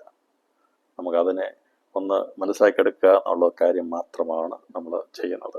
ഇവിടെ ഈ പറഞ്ഞിരിക്കുന്ന മുന്തിരിവള്ളി ഏത് എന്ന് നമ്മൾ ചിന്തിക്കുമ്പോൾ അതിനുശേഷമായി കോങ്കത്തി എന്താണെന്ന് നമ്മൾ ചിന്തിക്കും. അപ്പോൾ ഇത് രണ്ടും കൂടെ പറഞ്ഞു കഴിഞ്ഞാൽ ഈ വെളിപ്പാട് ദിവസം 17 മുതൽ 18 വരെയുള്ള വാക്യങ്ങൾ പൂർത്തീകരിക്കപ്പെടാൻ സാധിക്കും. അതൊന്ന് പറഞ്ഞ് ഞാൻ ഈ ക്ലാസ് അവസാനിപ്പിക്കാൻ കർത്താവിൽ ശരണപ്പെടുകയാണ്. ഇവിടെ പറഞ്ഞിരിക്കുന്നത് ഈ മുന്തിരി എന്ന് പറയുമ്പോൾ, മുന്തിരിവള്ളി എന്ന് പറയുമ്പോൾ നമുക്ക് പ്രധാനമായിട്ടും കാണാൻ സാധിക്കുന്നത് 3 മുന്തിരിയെക്കുറിച്ച് കാണാൻ സാധിക്കും. ഒന്ന്, സാക്ഷാൽ മുന്തിരിവള്ളി. ഇപ്പം മുന്തിരിവള്ളി എന്ന് പറയുമ്പോൾ വെറുതെ പഠിക്കരുത്. കഥ പറഞ്ഞു, എൻ്റെ പിതാവ് തോട്ടക്കാരനും ഞാൻ സാക്ഷാൽ മുന്തിരിവള്ളിയുമാകുന്നു. അപ്പോൾ ദൈവസഭയോടുള്ള ബന്ധത്തിൽ പുതിയ നിയമത്തിൽ സാക്ഷാൽ മുന്തിരിവള്ളി യേശുക്രിസ്തുവാണ്. ഞാൻ സാക്ഷാൽ മുന്തിരിവള്ളിയും എൻ്റെ പിതാവ് തോട്ടക്കാരനുമാകുന്നു. യോഹന്നാന്റെ സുവിശേഷം 15-ാം അധ്യായത്തിലല്ലേ പറഞ്ഞിരിക്കുന്നത്? 15-ാം അധ്യായത്തിലാണ് പറഞ്ഞിരിക്കുന്നത്, ഞാൻ സാക്ഷാൽ മുന്തിരിവള്ളിയും എൻ്റെ പിതാവ് തോട്ടക്കാരനുമാകുന്നു. അപ്പോൾ സാക്ഷാൽ മുന്തിരിവള്ളി എന്ന് പറഞ്ഞിരിക്കുന്നത് എന്തിനാ പറഞ്ഞിരിക്കുന്നത്? യേശു ക്രിസ്തുവിനെ കുറിച്ച്. അപ്പോൾ യേശു ക്രിസ്തുവിൽ ആകുന്ന സഭയെക്കുറിച്ചാണ് പുതിയ നിയമത്തിൽ പറഞ്ഞിരിക്കുന്ന മുന്തിരിവള്ളി. അത് സാക്ഷാൽ മുന്തിരിവള്ളിയാണ്. അപ്പോൾ യേശു ക്രിസ്തുവിലുള്ള സാക്ഷാൽ മുന്തിരിവള്ളിയിലെ കൊമ്പുകളാകുന്ന മുന്തിരിവള്ളി പറഞ്ഞിരിക്കുന്നത്, മുന്തിരിത്തോട്ടത്തെക്കുറിച്ച് പറഞ്ഞിരിക്കുന്നത് ദൈവസഭയെ, പുതിയ നിയമസഭയെ കാണിക്കുന്നു. ഒരു മുന്തിരിവള്ളി, സാക്ഷാൽ മുന്തിരിവള്ളി. ഇപ്പോൾ ഇവിടെ മുന്തിരിക്കുല അർത്ഥം എന്ന് പറയുമ്പോൾ ഏതാണെന്ന് വെളിപ്പെടുത്താൻ വേണ്ടി, അതുകൊണ്ട് ദൈവസഭയോടുള്ള ബന്ധത്തിലുള്ള മുന്തിരിക്കുലയല്ല വെളിപ്പാട് പുസ്തകം 14-ാം അധ്യായം അതിൻ്റെ 17-ാം വാക്യത്തിൽ പറഞ്ഞിരിക്കുന്നത് എന്ന് വ്യാഖ്യാനിച്ചാൽ ഇനി അതിനെ ആരും എതിർക്കയില്ല എന്നുള്ള ഉറപ്പോടുകൂടിയാണ് ഞാൻ രണ്ടാമത്തെ മുന്തിരിവള്ളിയെ വെളിപ്പെടുത്താൻ പോകുന്നത്. അപ്പോൾ എല്ലാം കൂടി എടുത്ത് ആകെ വിഴുങ്ങിയിട്ട് പ്രശ്നം ഉണ്ടാക്കരുത്. ഇപ്പൊ ഇവിടെ മുന്തിരിക്കുല എന്തോ വെളിപ്പാട് പുസ്തകം അതിന്റെ 14-ാം അധ്യായം 17 പറഞ്ഞിരിക്കുന്ന മുന്തിരിവള്ളിയുടെ കുല അറക്കുക എന്ന് പറഞ്ഞിരിക്കുന്നത്, ഭൂമിയിലെ മുന്തിരിങ്ങ പഴുത്തിരിക്കുന്നു എന്ന് പറഞ്ഞിരിക്കുന്നത് ദൈവസഭയോടുള്ള ബന്ധത്തിൽ പറഞ്ഞിരിക്കുന്നതല്ല. കാരണം ദൈവസഭയോടുള്ള ബന്ധത്തിൽ പറഞ്ഞിരിക്കുന്നത് സാക്ഷാൽ മുന്തിരിവള്ളിയോടുള്ള ബന്ധത്തിലാണ് പറഞ്ഞിരിക്കുന്നത്. ഇവിടെ ഭൂമിയിലെ മുന്തിരിങ്ങ പഴുത്തിരിക്കുന്നു, ഭൂമിയിലെ മുന്തിരിയെ കുറിച്ചാണ് പറഞ്ഞിരിക്കുന്നത്. ഇത് എന്തിനെ കുറിച്ചല്ല പറഞ്ഞിരിക്കുന്നത്? സഭയോടുള്ള ബന്ധത്തിൽ പറഞ്ഞിരിക്കുന്നതല്ല. ഇനി ഇതെല്ലാം അങ്ങനെ ഓരോന്നും കൂടുതൽ ദീർഘിപ്പിച്ച് പോകാനെ കൊണ്ട് സമയമില്ലാത്തതുകൊണ്ട് ഞാൻ പ്രധാനപ്പെട്ട പോയിന്റുകൾ പറഞ്ഞു പോകുമ്പോൾ അതിനെ മനസ്സിലായത് ഈ സാക്ഷാൽ മുന്തിരിവള്ളി ഏതാണെന്നും അതിൻ്റെ കൊമ്പുകൾ ഏതാണെന്നുള്ളതും അറിയണമെന്നുണ്ടെങ്കിൽ യോഹന്നാൻ എഴുതിയ സുവിശേഷത്തിൻ്റെ പഠനം നടത്തിയിട്ടുണ്ട്, അതിൻ്റെ ക്ലാസ് ഇട്ടിട്ടുണ്ട്, യൂട്യൂബിൽ അപ്ലോഡ് ചെയ്തിട്ടുണ്ട്. വായിച്ചാൽ മതി, കേട്ടാൽ മതി, ഇവിടെ കൊടുത്തിട്ടുണ്ട്. ക്ലാസ് പങ്കെടുത്തു അന്ന് അതേക്കുറിച്ചൊക്കെ പഠിപ്പിച്ചതാണ്. ഈ മുന്തിരിവള്ളി കായ്ക്കാത്ത കൊമ്പ്, കായ്ക്കുന്ന കൊമ്പ്, ഒരുപാട് കാര്യങ്ങൾ അതേക്കുറിച്ച് പറയാം. ഫലം കായ്ക്കുന്നതിനെ കുറിച്ചൊക്കെ ഒരുപാട് തീച്ചുടലിടുന്നത് അതിനെക്കുറിച്ചൊക്കെ പഠിപ്പിച്ചിട്ടുണ്ട്. ഇപ്പം എല്ലാം കൂടെ എടുത്ത് ഇപ്പം പഠിപ്പിക്കാൻ പറ്റത്തില്ല. അതുകൊണ്ട് സാക്ഷാൽ മുന്തിരിവള്ളി എന്ന് പറഞ്ഞിരിക്കുന്ന ക്രിസ്തുവിനെ കുറിച്ചും പുതിയ നിയമസഭയെക്കുറിച്ചാണ് പറഞ്ഞിരിക്കുന്നത്. അതുകൊണ്ട് വെളിപ്പാട് ദിവസം 14-ാം അധ്യായത്തിൽ പറഞ്ഞിരിക്കുന്ന മുന്തിരിക്ക് പുതിയ നിയമസഭയുമായിട്ട് ബന്ധമില്ല. രണ്ടാമത്തെ മുന്തിരിയെക്കുറിച്ച് നമ്മൾ പഠിക്കുന്നത് മിസ്രൈമിൽ നിന്ന് കൊണ്ടുവരുന്ന മുന്തിരിവള്ളിയെ കുറിച്ചാണ്. മിസ്രൈമിൽ നിന്ന് കൊണ്ടുവന്ന മുന്തിരിവള്ളി, അതേക്കുറിച്ച് എൻ്റെ ഓർമ്മ ശരിയാണെങ്കിൽ 80-ാം സങ്കീർത്തനം 8-9 വാക്യങ്ങളില നീ മിസ്രൈമിൽ നിന്ന് ഒരു മുന്തിരിവള്ളി കൊണ്ടുവന്നു, ജാതികളെ നീക്കിക്കളഞ്ഞ് അതിനെ നട്ടു, നീ അതിനെ തടമെടുത്തു, അത് വേരൂന്നി ദേശത്ത് പടർന്നു. അപ്പോൾ ഇത് നിഴലായി നിൽക്കുന്ന മിസ്രൈമിൽ നിന്ന് കൊണ്ടുവന്ന മുന്തിരിവള്ളി അതേതാണ്? ഇസ്രായേലാണ്. കനാൻ ദേശത്തിലെ ജാതികളാകുന്ന കല്ലുകളെ പെറുക്കിക്കളഞ്ഞ നട്ടു, അത് നിഴലായിരുന്നു. പുതിയ നിയമ മുന്തിരിവള്ളി സാക്ഷാൽ മുന്തിരിവള്ളി വന്നപ്പോൾ ഈ പറയുന്ന ഇസ്രായേലാകുന്ന മുന്തിരിവള്ളിയുടെ സ്ഥാനം അതോടുകൂടി തീർന്നു. അതുകൊണ്ടാണ് പിന്നീട് പുതിയ നിയമത്തിൽ അത്തിവൃക്ഷത്തോടുള്ള ബന്ധത്തിൽ ഇസ്രായേലിന് പ്രാതിനിധ്യം കൊടുത്തിരിക്കുന്നത്. അത്തിവൃക്ഷത്തോടുള്ള പഴയ നിയമത്തോടുള്ള ബന്ധത്തിൽ നമ്മൾ ഇസ്രായേലിനുള്ള ബന്ധത്തിൽ കാണുമ്പോൾ അവർക്ക് 3 വിധത്തിലുള്ള ബന്ധമുണ്ട്. ഒന്ന്, ഇസ്രായേലിന് ദൈവസഭയുള്ള ബന്ധത്തിലുള്ള ബന്ധം വെളിപ്പെടുത്താൻ വേണ്ടിയാണ് മുന്തിരിത്തോട്ടത്തിനകത്ത് നട്ടിരിക്കുന്ന അത്തിവൃക്ഷം എന്ന് പറഞ്ഞിരിക്കുന്നത്. മുന്തിരിത്തോട്ടത്തിനകത്ത് നട്ടിരിക്കുന്ന അത്തിവൃക്ഷം എന്ന് ഇസ്രായേൽ നിലനിൽക്കുന്നത് ഈ സഭയാകുന്ന മുന്തിരിത്തോട്ടത്തിൽ നട്ടിരിക്കുന്നതുകൊണ്ടാണ്. പിന്നെ മിസ്രൈമിൽ നിന്ന് കൊണ്ടുവന്ന കനാൻ ദേശത്ത് നട്ട തൈയായിരുന്നു. പക്ഷേ ഇപ്പോൾ നിർത്തിയിരിക്കുന്നത് തോട്ടത്തിനകത്ത് ദൈവം സംരക്ഷിച്ച് നിർത്തിയിരിക്കുക. ഇവൻ അറിയുന്നില്ലെങ്കിലും ഇവൻ്റെ ചുവട്ടിൽ ഒഴിച്ചിരിക്കുന്ന രക്തവും കുഞ്ഞാടിൻ്റെ രക്തമാണ്. അതുകൊണ്ടാണ് നിൽക്കുന്നത്. അല്ലാതെ ഇസ്രായേലിൻ്റെ കഴിവ് കൊണ്ടോ അവൻ്റെ ശക്തി കൊണ്ടോ ബുദ്ധി കൊണ്ടോ ഒന്നും അല്ല ദൈവസഭയുടെ നടുക്ക് ഇവനെ നിർത്തിയിരിക്കുക, തോട്ടത്തിൽ നിർത്തിയിരിക്കുക. അതാണ് മുന്തിരിത്തോട്ടത്തിനകത്തെ അത്തിവൃക്ഷത്തെക്കുറിച്ച് പറഞ്ഞിരിക്കുന്നത്. ഒലിവൃക്ഷത്തോട് ഇത് രാഷ്ട്രപരമായിട്ടുള്ള ബന്ധത്തിൽ അത്തിയെക്കുറിച്ചുള്ള ബന്ധത്തിൽ സാറ് പറഞ്ഞിരിക്കുന്നത്. ഈ ഇസ്രായേലിൻ്റെ ആത്മീയത്തോടുള്ള ബന്ധത്തിൽ തന്നെ ഒലിവ് മരത്തോടുള്ള ബന്ധത്തെ പഠിപ്പിച്ചിരിക്കുന്നത്. ഒലിവ് മരം, അതുകൊണ്ടാണ് 144 ഒലിവ് മരത്തോട് കാണിച്ചിരിക്കുന്ന ഒലിവ് മരം. ആത്മീയതയെ ബന്ധത്തെ രാഷ്ട്രീയ ബന്ധത്തോടുള്ള രാഷ്ട്രങ്ങളുടെ ബന്ധത്തിൽ അത്തിയെക്കുറിച്ചും ഇതിനെ ആത്മീയ ബന്ധത്തോടുള്ള ബന്ധത്തിൽ ഇതിനെ ഒലിവ് മരത്തോടുള്ള ബന്ധത്തിലും വെളിപ്പെടുത്തിയിരിക്കുന്ന ഇസ്രായേലിനെ മുന്തിരിയോടുള്ള ബന്ധത്തിൽ മുന്തിരിത്തോട്ടത്തോടുള്ള ബന്ധത്തിൽ വെളിപ്പെടുത്തിയിരിക്കുന്നത് ദൈവസഭയുടെ ബന്ധത്തിൽ വെളിപ്പെടുത്തിയിരിക്കുന്നത്. ഇപ്പോൾ ഈ മുന്തിരിവള്ളി എന്നുള്ളത് മിസ്രൈമിൽ നിന്ന് കൊണ്ടുവന്ന മുന്തിരിവള്ളിയാണ്. ഇപ്പോൾ 80-ാം അധ്യായം 8-9 വാക്യം, നീ മിസ്രൈമിൽ ഒരു മുന്തിരിവള്ളി കൊണ്ടുവന്നു, ജാതികളെ നീക്കിക്കളഞ്ഞു, അതിനെ നട്ടു, അതിന് തടമെടുത്തു, അത് വേരൂന്നി ദേശത്ത് പടർന്നു. ഈ മുന്തിരിവള്ളി ഇസ്രായേലാകുന്നു. പക്ഷെ ഇപ്പോൾ പുതിയ നിയമത്തിൽ ഇസ്രായേലിന് പ്രസക്തി മുന്തിരിവള്ളിയോട് കൂടി ഇല്ല.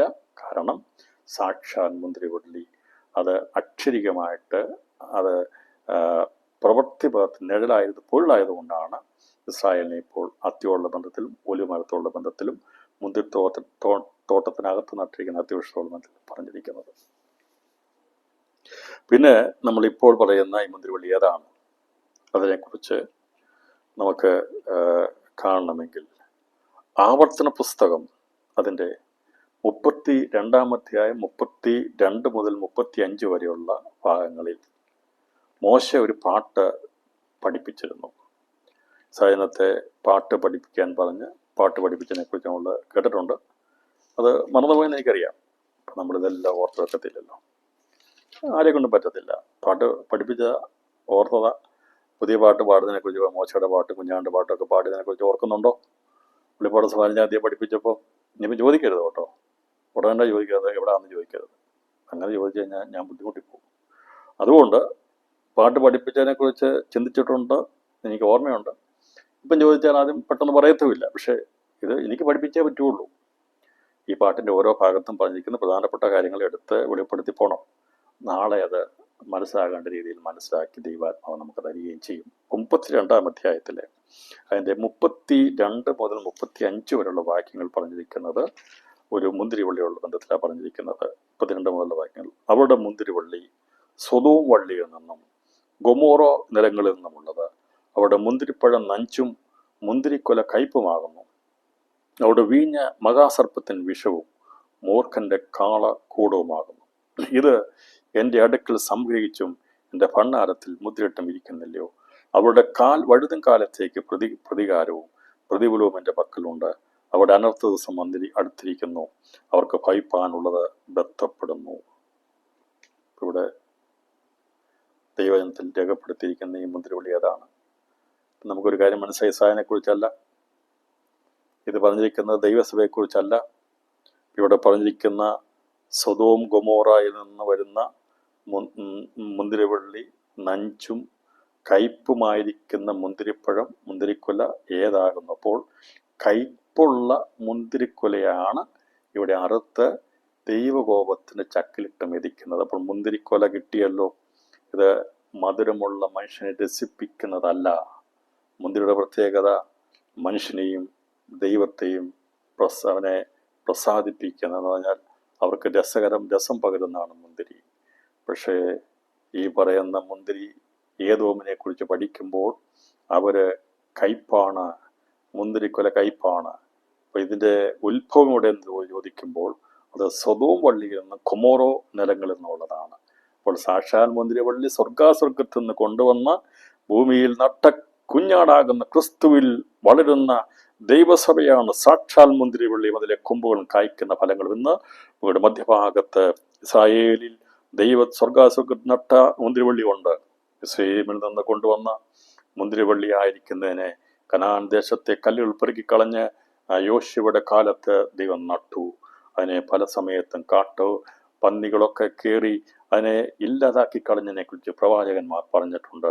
അതെല്ലാം പറിച്ചു കീറിയതിനെക്കുറിച്ചും പറിച്ചു കളഞ്ഞതിനെക്കുറിച്ചും നഷ്ടപ്പെട്ടു പോയതിനെക്കുറിച്ചും വീണ്ടും ചേർത്തതിനെക്കുറിച്ചും ഒക്കെ ചരിത്രം പറഞ്ഞിരിക്കുന്ന മുന്തിരിവള്ളി ഇസ്രായേലാണ്. എന്നാൽ ഇവിടെ പറഞ്ഞിരിക്കുന്ന മുന്തിരിവള്ളി അത് കയ്പുള്ള മുന്തിരിവള്ളിയാണ്. ഇത് ആരാകുന്നു എന്നുള്ളതിനെ കുറിച്ചുള്ള ചിന്തയ്ക്കായിട്ട് അതിൻ്റെ ഉൽപ്പത്തി പുസ്തകം 10-ാം അധ്യായം അതിൻ്റെ 15 മുതൽ 20 വരെയുള്ള വാക്യങ്ങൾ വായിക്കുമ്പോൾ നമുക്ക് ഈ സൊദോം ഗൊമോറയെ കുറിച്ചുള്ള കാര്യങ്ങൾ അവിടെ രേഖപ്പെടുത്തിയെന്ന് അറിയാം. അപ്പം ഇത് കൂടുതൽ വിശദീകരണത്തിലേക്ക് പോകുമ്പോൾ സൊദോം മുന്തിരിവള്ളിയെക്കുറിച്ച് അതിൻ്റെ ഫലത്തെക്കുറിച്ചുള്ള സൂചനകൾ ലഭിക്കുന്നു. നോഹയുടെ പുത്രനായ ഹാമിൻ്റെ പുത്രന്മാരിൽ ശപിക്കപ്പെട്ടവനായ കനാന്റെ ദേശത്തിൽ ഉൾപ്പെടുന്നതാണ് സൊദോമും ഗൊമോറയും ഒക്കെ. സൊദോം ഗൊമോറയൊക്കെ കനാൻ ദേശത്തിൽ ഉൾപ്പെടുന്നതാണ്. കനാന്റെ ദൈവത്താൽ അന്നത്തെ നോഹ നീതിമാനായിരുന്നു. അവൻ ശപിച്ച കനാന്റെ പുത്രന്മാർപ്പെടുന്നതാണ് അവസരമാണ് സ്വതവും ഗൊമോറയും. അത് ഉൽപ്പത്തി പുസ്തകം 10-15 വാക്യങ്ങൾ വായിച്ചാൽ മതി. അവരുടെ വംശാവലിയെ കുറിച്ച് കിട്ടുന്നതായിരിക്കും. അപ്പൊ കനാന്റെ വംശങ്ങളിൽ പെടുന്നവരായിരുന്നു കനാൻ ദേശ നിവാസികൾ. അവരിൽ നിന്നുമാണ് ഇസഹാക്കിന്റെ ആദ്യജാതനായ ഏശാവ് ഭാര്യമാരെ എടുത്തത്. ഏശാവ് ശരിയായിട്ടുള്ള ഒരു വംശത്തിൽ നിന്ന്, അബ്രഹാമിന്റെ വംശത്തിൽ നിന്ന് ഇസഹാക്കിന്റെ 2 മക്കളിൽ ഒരുവനാ, മൂത്തവനാ. പക്ഷേ ഇവന്റെ ഫലം പുറപ്പെടുവിച്ചത് കനാൻ ദേശത്തിൽ ഉൾപ്പെട്ടുന്ന കനാന്യ സ്ത്രീകളിൽ നിന്നായതുകൊണ്ടാണ്, അവിടുന്നാണ് ഇവന്റെ റൂട്ട് മാറിപ്പോയി ഇവൻ കയ്പുള്ള മുന്തിരിക്കായി മാറുന്നത്. അതുകൊണ്ടാണ് ഏശാവ് ഭാര്യമാരെ എടുത്തത്. അത് ഇസഹാക്കിനും റിബേക്കായ്ക്കും മനോവസത്തെ കാണുമായി തീർന്നു. ഉൽപ്പത്തി പുസ്തകം 26-ാമത്തെ 34, 35, 27-ാമത്തെ 46 വാക്യങ്ങളത്തെ രേഖപ്പെടുത്തിയിരിക്കുന്നു. കനാന്യ സ്ത്രീകൾ തൻ്റെ അപ്പനായ ഇസഹാക്കിന് ഇഷ്ടമുള്ളവരല്ല എന്ന് കണ്ട് ഏശാവ് ഇസ്മായേലിന്റെ മകളെയും വിവാഹം കഴിച്ചു. 24:8 ഇതിൽ ഏശാവിന്റെ വംശം ഉള്ളെടുത്തത് സൊദോം ഗൊമോറ എന്ന ദേശങ്ങൾ ഉൾപ്പെട്ടിരുന്ന കനാൻ ദേശത്തോടുള്ള ബന്ധത്തിലായിരുന്നു എന്നതിൻ്റെ സൂചനയാണ് നമുക്ക് ലഭിക്കുന്നത്. അപ്പോൾ ഇവരുടെ ഈ നശിച്ചുപോയ അന്ന് ലോകത്തിന്റെ സമയത്ത് എല്ലാം നശിച്ചുപോയി. സൊദോം ഗൊമോറ നശിച്ചുപോയി, അഗ്നിക്കിരയായി തീർന്നു. പക്ഷേ ആ ദേശനിവാസികൾ കനാൻ ദേശത്ത് ഉൾപ്പെടുന്നവരായിരുന്നു. അപ്പോൾ കനാൻ ദേശത്ത് ഉൾപ്പെടുന്നവരെ ഇസഹാക്കിനും ഒന്നും ഇഷ്ടമല്ലായിരുന്നു. അവരുടെ മിളച്ചത് അത്ര വലുതായതുകൊണ്ട് അവിടുന്ന് ഒരു പെൺകുട്ടി എടുക്കാതിരിക്കാൻ വേണ്ടിയാ യാക്കോവിന് വേണ്ടി അവന്റെ അമ്മയുടെ സ്ഥലത്തേക്ക് അയക്കുന്നത്. എന്നാൽ ഏശാവ് തന്നിഷ്ടക്കാരനായതുകൊണ്ട് അവൻ കനാൻ ദേശത്ത് നിന്ന് വിവാഹം കഴിച്ചു. അതവർക്ക് വിഷമുള്ളതായി. അതോടുകൂടി അവന്റെ ഫലം പുറപ്പെടുവിക്കുന്നത് ഈ നാശയോഗ്യമായി തീർന്ന ജാതികളോടുള്ള ബന്ധത്തിലായതുകൊണ്ടാണ് ആവർത്തന പുസ്തകത്തിൽ പാട്ട് പഠിപ്പിച്ചപ്പോൾ ഏശാവിന്റെ സന്തതിയെക്കുറിച്ച് പറഞ്ഞ് ഉള്ള രീതിയിൽ പറഞ്ഞത്. അത് ഇൻഡയറക്റ്റ് ആയിട്ട് പറഞ്ഞു. അവിടെ മുന്തിരിവള്ളി സ്വതവും വള്ളിയിൽ നിന്നും ഗൊമോറ നിലങ്ങളിൽ നിന്നുള്ളത്. അവിടെ മുന്തിരിപ്പഴം നഞ്ചും മുന്തിരിക്കൊല കയ്പുമാകുന്നു. അവിടെ വീഞ്ഞ മഹാസർപ്പത്തിന് വിഷവും മൂർഖന്റെ കാളകൂടവുമാകുന്നു. ഇതെന്റെ അടുക്കൽ സംഗ്രഹിച്ചും എൻ്റെ ഭണ്ഡാരത്തിൽ മുദ്രയിട്ടും ഇരിക്കുന്നില്ലയോ? ഇവരോട് ഓരോന്നും ചെയ്തത് കർത്താവ് കുറിച്ച് വെച്ചിട്ടുണ്ടായിരുന്നു. ഏതോ ഏശാവ് ചെയ്തെല്ലാം കുറിച്ച് വെച്ചിട്ടുണ്ടായിരുന്നു. അതിൻ്റെ സമയത്ത് കയ്പുള്ള മുന്തിരിവള്ളിയാകുന്ന ഈ സൊദോം ഗൊമോറ നശിച്ചു പോയെങ്കിലും കനാൻ ദേശത്ത് ഉൾപ്പെട്ടതായതുകൊണ്ട് അവിടുന്ന് ഭാര്യമാരെ എടുത്തോടു കൂടിയാണ് ഈ പറയുന്ന ഏശാവിൻ്റെ വംശം അത് കാളകൂടമാകുന്ന മൂർഖന്റെ കാളകൂടമാകുന്ന മഹാസർപ്പത്തിന് വിഷമാകുന്ന എന്നുള്ള ബന്ധത്തിൽ എന്നേക്കും ക്രൂദ്ധിക്കുന്ന ജാതിയായി ഇവര് മാറ്റുവാൻ കാരണം ഈ കനാൻ ദേശത്തെ ജാതികളിൽ നിന്ന് ഏശാവ് അവൻ്റെ ഭാര്യമാരെ എടുത്തുകൊണ്ടാകുന്നു. ഇതേക്കുറിച്ച് നമ്മൾ ചിന്തിക്കുമ്പോൾ ഏബേരിന്റെ വംശത്തിൽ ജനിച്ച ഏശാവ് വിഭാഗത്തോടുള്ള ബന്ധത്തിലാണ് വഴിതെറ്റിപ്പോയത്. കാരണം ഏബേരിന്റെ കുടുംബത്തെക്കുറിച്ച് പറഞ്ഞാൽ അത് നമുക്ക് കാണാൻ സാധിക്കുന്നത് ഏബേർ അവൻ ദൈവത്തിൻ്റെ ദാസനായ നോഹയാൽ അനുഗ്രഹിക്കപ്പെട്ടവനായിരുന്നു ഏബേർ എന്ന് പറയുന്നുണ്ട്. ഏബേർ അപ്പോൾ ഭാവി കാലത്ത് ഇതിനെക്കുറിച്ചുള്ള പ്രവചനം പറയുമ്പോൾ ഈ ഏബേർ ഏതാകുന്നു എന്നുള്ളതും അതിനെക്കുറിച്ചുള്ള കാര്യങ്ങളെക്കുറിച്ചും ഇവിടെ നമുക്ക് കാണാൻ സാധിക്കും. ഏബേറിന്റെ സന്തതി വരുമെന്നുമാണ് അബ്രഹാം ജനിക്കുന്നത്. അവനിൽ നിന്നും പ്രധാനമായി ഉത്ഭവിക്കുന്ന 2 രാജ്യങ്ങൾ ഇസ്രായേലും ഏദോമുമാണ്. ഇസ്ഹാക്കിന്റെ പുത്രന്മാരായ ഏശാവിൽ നിന്ന് ഏദോമും യാക്കോബിൽ നിന്ന് ഇസ്രായേലും ഉടലെടുത്തു. പഴയ നിയമത്തിൽ മർമ്മമായി ഏബേർ എന്ന് പ്രവചിച്ചിരിക്കുന്ന ഇസ്രായേലിനെതിരെ ആ വംശത്തിൽ നിന്ന് എഴുന്നേൽക്കുന്ന ഏദോമിനെ കുറിച്ചാകുന്നു. അതാണ് നമുക്ക് സംഖ്യാപുസ്തകത്തിൽ കാണാൻ സാധിക്കുന്നത്. അപ്പോൾ ഇവിടെ ഏബർ എന്ന് പറഞ്ഞിരിക്കുന്നത് നമുക്കറിയാം ബിലെയാം പ്രവചിച്ചപ്പോൾ ഭാവി കാലത്ത് സംഭവിപ്പോൾ അതിനെ കുറിച്ച് പറഞ്ഞപ്പോൾ പ്രവചിച്ച പ്രവചനമാണ്. സംഖ്യാപുസ്തകം 24-ാം വാക്യം, കിത്തീം തീരത്ത് നിന്ന് കപ്പലുകൾ വരും, അവ അശൂരിനെ താഴ്ത്തും, ഏബറിനെയും താഴ്ത്തും, അവനും നിർമൂലനാശം ഭവിക്കും. അപ്പോൾ അവ അശൂരിനെ താഴ്ത്തും, ഏബറിനെ താഴ്ത്തും. കിത്തീം തീരത്ത് നിന്ന് വരുന്ന കപ്പലുകൾ എന്ന അശൂരിനെ താഴ്ത്തും എന്ന് ബിലെയാം പ്രവചിച്ച അതേ പ്രവചനമാണ് ദാനിയേൽ പ്രവചനത്തിലും രേഖപ്പെടുത്തിയിരിക്കുന്നത്. ദാനിയേൽ പ്രവചനം 14:30 കപ്പലുകൾ അവൻ്റെ നേരെ വരും, അതുകൊണ്ട് അവൻ വ്യസനിച്ച് മടങ്ങിച്ചെന്ന് വിശുദ്ധ നിയമത്തിന് നേരെ ക്രൂദ്ധിച്ച് പ്രവർത്തിക്കും, മടങ്ങിച്ചെന്ന് വിശുദ്ധ നിയമത്തെ ഉപേക്ഷിക്കുന്നതിനെ ആദരിച്ചുകൊള്ളും. ഇത് അശൂരിനെ കുറിച്ചാണ് പറയുന്നത്. അപ്പോൾ അശൂരിൻ്റെ നാശത്തെക്കുറിച്ചും ഏബരിൻ്റെ നാശത്തെക്കുറിച്ചും പറയുമ്പോൾ ഏബർ ആരാകുന്നു എന്നുള്ളത് നമ്മൾ ചിന്തിക്കുമ്പോൾ നോഗയുടെ മകനായിരിക്കുന്ന ശേമിന് 5 ആൺമക്കളാണ് ഉണ്ടായിരുന്നത്. അത് ഏലാം, അശൂർ, അർപ്പഷാദ്, ലൂത്, അരാം എന്നിവരാണ്. അരാമാണ് സിറിയൊക്കെ ഡമസ്കൂസിനോട് ബന്ധപ്പെട്ട അരാം. അശൂരിനോടുള്ള ബന്ധത്തിൽ നമുക്ക് കാണാൻ നിനവെ കേന്ദ്രമാക്കിയ സാമ്രാജ്യത്വമായിരുന്നു അശൂർ. അപ്പോൾ ഈ അർപ്പഷാദിൻ്റെ മകനായ ശാലാഗിൻ്റെ മകനായ ഏബർ, ആ വംശത്തിൽ തലയെടുപ്പുള്ളവനാണ്. അവൻ്റെ പേര് ആദ്യം എടുത്ത് പറഞ്ഞിരിക്കുന്നത്. ഉൽപ്പത്തി 10:21-25 വായിച്ചാൽ മതി. ജലപ്രളയത്തിന് ശേഷമുള്ള വംശാവലിയിൽ ഷേമിൻ്റെ വംശാവലിയാണ് പുതിയ നിയമത്തിലേക്ക് പ്രവേശിച്ചിട്ടുള്ളത്. ഷേമിൻ്റെ തലമുറയിൽ നിന്ന് യഹൂദ സമൂഹമായ യേശുക്രിസ്തു ജനിച്ചുകൊണ്ടാണ് വംശാവലി എടുത്തിരിക്കുന്നത്. അപ്പോൾ ഏബന്റെ സന്ധി പരമ്പരയിൽ നിന്നുമാണ് അബ്രഹാം ജനിക്കുന്നത്. അപ്പോൾ അവനിൽ നിന്ന് പ്രധാനമായി ഉത്ഭവിക്കുന്ന 2 രാജ്യങ്ങളാണ് ഇസ്രായേലും ഏദോമുമാണ്. ഇസ്രായേലിന്റെ മഹത്വമായ ലോകാവസാനത്തിൽ പ്രത്യക്ഷപ്പെടുന്ന ഇസ്രായേലിനെ സംരക്ഷിക്കാൻ വേണ്ടിയാണെങ്കിൽ അന്ന് നിർമൂലമായി മിതിച്ച് നശിക്കപ്പെടുവാനുള്ളത് ഏദോമാകുന്നു. ക്രോധത്തിൽ കർത്താവും രാജാതിരാജാവുമായ പ്രവർത്തി തീർത്ത് അവൻ്റെ ചെരുപ്പ് എറിയുന്നത് ഏദോമരാകുന്നു എന്നാണ് സങ്കീർത്തനത്തിൽ വെളിപ്പെടുത്തിയത്. നമ്മൾ വായിച്ചിരുന്നു. അപ്പോൾ ഇതിൻ്റെ റൂട്ട് നമ്മൾ മനസ്സിലാക്കി. എങ്ങനെയാണിത് കൈപ്പുള്ള മുന്തിരിവള്ളിയായി തീർന്നത്? മുന്തിരിക്കുല എന്ന് പറയുമ്പോൾ സംശയം മാറിയല്ലോ.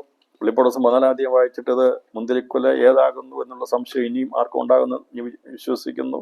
അപ്പോൾ ഏബർ എന്ന് പറയുന്നത് താഴ്ത്തിക്കളയെന്ന് പറഞ്ഞിരിക്കുന്നത് ഈ ഏദോമിനോട് ബന്ധത്തിലാണ് പറഞ്ഞിരിക്കുന്നത്. അബ്രഹാമിൻ്റെ മകനായിരിക്കുന്ന ഈ പറയുന്ന ഏബറിൻ്റെ മകൻ അബ്രഹാമാണ്. അബ്രഹാമിൻ്റെ സന്തതിയിൽ നിന്ന് 2 മക്കളുണ്ടാകുന്നു. ഒന്ന് ഇസ്രായേൽ, അവർ വാഗ്ദത്ത സന്തതിയാ. ദൈവരെ രക്ഷിക്കാൻ വരുമ്പോൾ ഏബറിൻ്റെ സന്തതിയിൽപ്പെട്ട അബ്രഹാമിൽ നിന്ന് ഉത്ഭവിക്കുന്ന സൊദോം ഗൊമോറ നിലങ്ങളിൽ നിന്നുള്ള മുന്തിരിവള്ളിയായിരിക്കുന്ന ഏദോം ദേശത്തെയാണ് മെതിച്ച് കളയുന്ന മുന്തിരിക്കൊല എന്നുള്ളത് വചനപരമായിട്ട് നമ്മളത് മനസ്സിലാക്കി. ഇതിൻ്റെ വംശാവലിയുള്ള ബന്ധത്തിൽ ഈ മുന്തിരിക്കൊല കയ്പുള്ളതാണെന്ന് മനസ്സിലാക്കിയതിൻ്റെ ചരിത്രം നമ്മൾ ചിന്തിച്ചു. അതോടൊപ്പം തന്നെ പ്രവചനാത്മാവിൽ ഇവരെ ക്രൂദ്ധിച്ചിരിക്കുന്ന ജാതിയായിരിക്കുന്നെന്നും അവരെ നിർമൂലനാശം വരുത്തുമെന്നുള്ളതും മലാഖയുടെ പ്രവൃത്തി പറഞ്ഞപ്പോൾ ഇസ്രായേലിൻ്റെ അതിനകത്ത് കർത്താവ് വലിയവനാകും എന്ന് പറഞ്ഞിരിക്കുന്നവൻ ആ പട്ടണത്തിലേക്ക് ചെല്ലുന്നതിനെക്കുറിച്ചും രക്താംബരം ധരിച്ച ഉടുപ്പ്, രക്തം തെളിച്ച ഉടുപ്പ്, രക്താംബരം ധരിച്ചവനെ പോലെ രക്തം ചവിട്ടി മുന്തിരിച്ചക്ക് ചവിട്ടി വരുന്ന ക്രിസ്തുവിനെ വെളിപ്പെടുത്തിയിരിക്കുന്നു യെശയ്യാവിന്റെ 63 അധ്യായത്തിൽ. ഇങ്ങനെ നിരവധി വചനത്തെളിവുകളുടെ അടിസ്ഥാനത്തിൽ വെളിപ്പാട് പുസ്തകം 14-17-18 വാക്യങ്ങൾ ഈ പറയുന്ന മനുഷ്യൻ വെളിപ്പെടുന്ന സംഭവത്തിൽ നടക്കുന്ന 3ാമത്തെ സംഭവമാകുന്നു എന്നുള്ളത് വചനത്തിന്റെ അടിസ്ഥാനത്തിൽ സ്ഥിരീകരിച്ചുകൊണ്ട് ഞാൻ ഇന്നത്തെ ക്ലാസ്സിന് വിരാമിടാൻ കർത്താവിൽ താല്പര്യപ്പെടുകയാണ്. അത് വായിക്കുന്നു. മറ്റൊരു ദൂതൻ സ്വർഗ്ഗത്തിലെ ആലയത്തിൽ നിന്ന് പുറപ്പെട്ടു. അവൻ മൂർച്ചയുള്ളൊരു കോങ്കത്തി പിടിച്ചിരുന്നു. തീയുടെ മേൽ അധികാരമുള്ള മറ്റൊരു ദൂതൻ യാഗപീഠത്തിൽ നിന്ന് പുറപ്പെട്ടു. മൂർച്ചയുള്ള കോങ്കത്തി പിടിച്ചിരുന്നതിനോട് ഭൂമിയിലെ മുന്തിരിങ്ങ പഴുത്തിരിക്കിയാൽ നിന്റെ മൂർച്ചയുള്ള കോങ്കത്തി അയച്ച് മുന്തിരിവളുടെ കൊല അറുക്കുക എന്ന് ഉറക്കെ വിളിച്ചു പറഞ്ഞു. ഈ മുന്തിരിവള്ളി ഏതാണ്? സൊദോം ഗൊമോറ നിലത്തിൽ നിന്ന് ഉത്ഭവിക്കുന്ന കനാൻ ദേശത്ത് ഉൾപ്പെട്ട ഏദോമിന്റെ വംശത്തിൽപ്പെട്ട ഏദോമിയ വംശത്തിനെയാണ് ഈ മുന്തിരിക്കുലയുള്ള ബന്ധത്തിൽ ലോകാവസാനത്തിന്റെ അവസാനത്തെങ്കിൽ ഭൂമിയിൽ നിന്ന് കയ്പുള്ള മുന്തിരിക്കുല മുറിച്ചെടുത്ത് ദൈവകോപത്തിന്റെ ചക്കിലിടുന്നതിനെ കുറിച്ച് പറഞ്ഞിരിക്കുന്നത്. ഇവിടെ ദൂതന്റെ കയ്യിലാണ് കോങ്കത്തി പിടിച്ചിരിക്കുന്നത്. പക്ഷെ വൃതന്മാരെ ശേഖരിക്കാൻ വേണ്ടി ദൂതന്റെ കയ്യിലല്ല അരിവാളിരിക്കുന്നത്, അത് മനുഷ്യപുത്രന്റെ കയ്യിലായിരിക്കുന്നത്. വചനമയച്ച് വൃതന്മാരെ വേർതിരിക്കുന്നത് ദൂതന്റെ കയ്യിരിക്കുന്ന കോങ്കത്തിയല്ല, മനുഷ്യപുത്രനായിരിക്കുന്ന ക്രിസ്തു യേശുവിന്റെ കയ്യിലാണ് അരിവാളിരിക്കുന്നത്.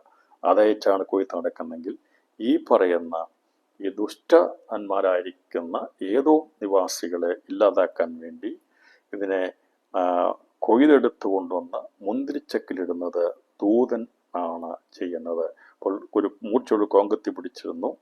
ആലയത്തിന് പുറപ്പെടുവാൻ മൂർച്ചയുള്ള കോങ്കത്തി പിടിച്ചിരുന്നു. തീയുടെ മേൽ അധികാരമുള്ള മറ്റൊരു യാഗപീഠങ്ങളിൽ പുറപ്പെട്ടു. യാഗപീഠവും തീയോടുള്ള അധികാരമുള്ള ദൂതൻ പുറപ്പെട്ടു. മൂർച്ചയുള്ള കോങ്കത്തി പിടിച്ചിരുന്നവനോട് ഭൂമിയിലെ മുന്തിരിങ്ങ പഴുത്തിരിക്കാൻ നിന്റെ മൂർച്ചയുള്ള കോങ്കത്തി അയച്ച് മുന്തിരിയുള്ള കുലയിറക്കാം. ഇവിടെ നമ്മുടെ കർത്താവായ യേശു ക്രിസ്തുവിനുള്ള ബന്ധത്തിൽ ആ കൊയ്ത്ത് നടക്കുന്ന സമയത്ത് പിതാവാം ദൈവത്തിൻ്റെ ദൂതറിയിക്കുന്നത്, ദൂതം എന്ന് പറയുന്നു, അത് പറയുന്നത് ഇതിനുള്ള ബന്ധത്തിലല്ല, രണ്ട് സംഭവങ്ങളുള്ള ബന്ധത്തിൽ ഒരുപോലെ കാണുന്നു. പക്ഷേ അതിൻ്റെ വ്യത്യസ്തത കാണേണ്ടത് നമുക്ക് 14-ാം അധ്യായത്തിൽ അതിൻ്റെ വെളുത്തൊരു മേഘത്തിൽ മനുഷ്യത്വം വെളിപ്പെടുമ്പോൾ കയ്യിൽ പിടിച്ചിരിക്കുന്ന അരിവാൾ കൊണ്ട് അന്ന് ജീവനോടിരിക്കുന്ന മൃതന്മാരായിട്ടുള്ളവരെ ചേർക്കാൻ വേണ്ടിയാണ് അരിവാൾ അയക്കുന്നത്. ദൈവത്തിന് ആലയത്തിന് ദൂതൻ എന്ന് പറയും. പിതാവാൻ ദൈവം കൽപ്പിച്ചിരിക്കുന്ന സമയമായി കൊയ്തോളാൻ പറയുമ്പോൾ അവരെ കൊയ്തെടുക്കുകയാണ് ചെയ്യുന്നത്. എന്നാൽ ഇതും ഈ പറയുന്ന സംഭവവും ദൈവത്തിന് ആലയത്തിൽ നിന്ന് പുറപ്പെടുന്ന കോങ്കത്തി പിടിച്ചിരിക്കുന്ന ഒരു ദൂതനാണ്. പക്ഷേ അതിൻ്റെ ആ മുദ്രവിളി അയക്കുന്നത് കർത്താവ് യേശു ക്രിസ്തു അല്ല, അതൊരു ദൂതനാണ് പോയി ഇവരെല്ലാം പിടിച്ചു കൂട്ടി ഒരുമിച്ച് കൂട്ടുന്നത്, നശിപ്പിച്ചു കളയാൻ വേണ്ടി. കോങ്കത്തി എന്ന് പറയുന്നതിൻ്റെ അർത്ഥം നീളമുള്ള വടിയോട് കൂടിയ വളഞ്ഞ വലിയ വായ്ത്തലയുള്ള ഒരു ആയുധത്തെയാണ്. നമുക്കറിയാമല്ലോ, ഈ പറയുന്ന നേരിട്ട് പിടിക്കത്തില്ല. അരിവാളെന്ന് പറഞ്ഞാൽ കയ്യിൽ പിടിക്കുന്നത് നേരിട്ടാണ്. അത് സ്വന്തമാക്കാൻ വേണ്ടിയാണ്, കൊയ്തെടുക്കാൻ വേണ്ടിയാണ്. പക്ഷേ ഈ വേണ്ടാത്തതാണ്. പക്ഷെ അതിനെ വലിച്ചെടുക്കുകയാണ്. അതിനു വേണ്ടിയാണ് ഈ കോങ്കത്തി ഉപയോഗിക്കുന്നത്. അരിവാളും കോങ്കത്തിയും നമ്മൾ വ്യത്യാസം മനസ്സിലായല്ലോ. അരിവാളെന്ന് പറഞ്ഞാൽ കയ്യിലിരിക്കുന്നതാണ്, അത് ചേർത്തെടുക്കാൻ വേണ്ടിയുള്ളതാണ്, കൊയ്തെടുക്കാൻ വേണ്ടിയുള്ളതാണ്. പക്ഷേ പുല്ല്, മറ്റുള്ള കളകൾ, ഇതൊക്കെ നമുക്ക് ചേർത്തെടുക്കാൻ വേണ്ടിയുള്ളതല്ല. പക്ഷേ ഇതിനെ മുറിച്ച് എടുക്കണം, ഇല്ലാതാക്കണം, കത്തിച്ച് കളയണം, ഇല്ലാതാക്കി കളയണം. അതിനുവേണ്ടി നീളമുള്ള വടി ഉപയോഗിച്ചിട്ട് വലിച്ചെടുക്കുന്ന അല്ലെങ്കിൽ അറുത്തെടുക്കുന്ന ഇതിനെയാണ് കളകളൊക്കെ അറുത്തെടുക്കാൻ വേണ്ടി നീളമുള്ള വടി, അതിൻ്റെ അറ്റത്ത് മൂർച്ചയുള്ള ഒരു അരിവാൾ പോലുള്ള സാധനം കൊണ്ട് അതിനെ ശേഖരിച്ചെടുക്കുന്നതാണ് കോങ്കത്തി. അപ്പോൾ ഈ കോങ്കത്തി പിടിച്ചിരുന്നതെന്ന് പറഞ്ഞാൽ ദൂരെയുള്ളതാണ്, നേരിട്ട് പിടിക്കാനുള്ളത്. അതാണ് കോങ്കത്തി എന്ന് പറഞ്ഞിരിക്കുന്നത്. അപ്പോൾ ഇതിനെ നീളമുള്ള വടിയും അതിൽ വളഞ്ഞ വലിയ വായ്ത്തലയുള്ള ആയുധമാണ് ഈ പറയുന്ന കോങ്കത്തി. അപ്പം അത് ദൂരെ നിന്ന് ദൂതൻ്റെ കയ്യിരിക്കുന്ന വടി പോലുള്ള ഒരു നമുക്കറിയാമല്ലോ, ഈ കമ്പിയിലൊക്കെ അരിവാളൊക്കെ കെട്ടി ദൂരെ നിന്ന് വലിച്ചെടുക്കുന്നത്. അടുത്തുള്ളതല്ല, ദൂരെ നിൽക്കുന്നതാ. പക്ഷേ അതിനെ നശിപ്പിച്ച് കളയാൻ വേണ്ടി കോങ്കത്തിയാണ് ഉപയോഗിക്കുന്നത്.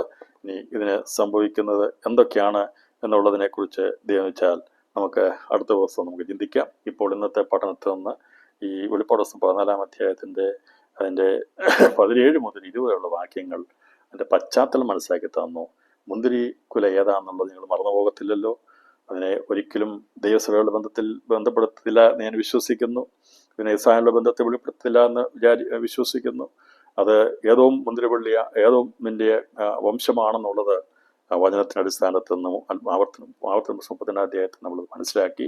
അപ്പോൾ അതുകൊണ്ട് അതിൻ്റെ പശ്ചാത്തലം മനസ്സിലാക്കിക്കൊണ്ട്, വംശാവലി മനസ്സിലാക്കിയതുകൊണ്ട്, അബ്രഹാമിൽ തുടങ്ങിയതുകൊണ്ട്, അത് സംബന്ധമായി സംശയം ഇല്ലാത്തത് കൊണ്ടും നിരവധി പ്രവചനങ്ങൾ ഇതിനെ ഇല്ലാതാക്കുന്ന ഇസ്രായേലിൻ്റെ അതിനപ്പുറത്ത് കർത്താവ് വലിയവനാകുന്നത് ഇവരെ നശിപ്പിച്ച് കളയുന്നതാകുന്നു എന്നുള്ളതിൻ്റെ അടിസ്ഥാനപരമായ പഠനം ഇന്ന് രാത്രിയിൽ പൂർത്തീകരിച്ചു.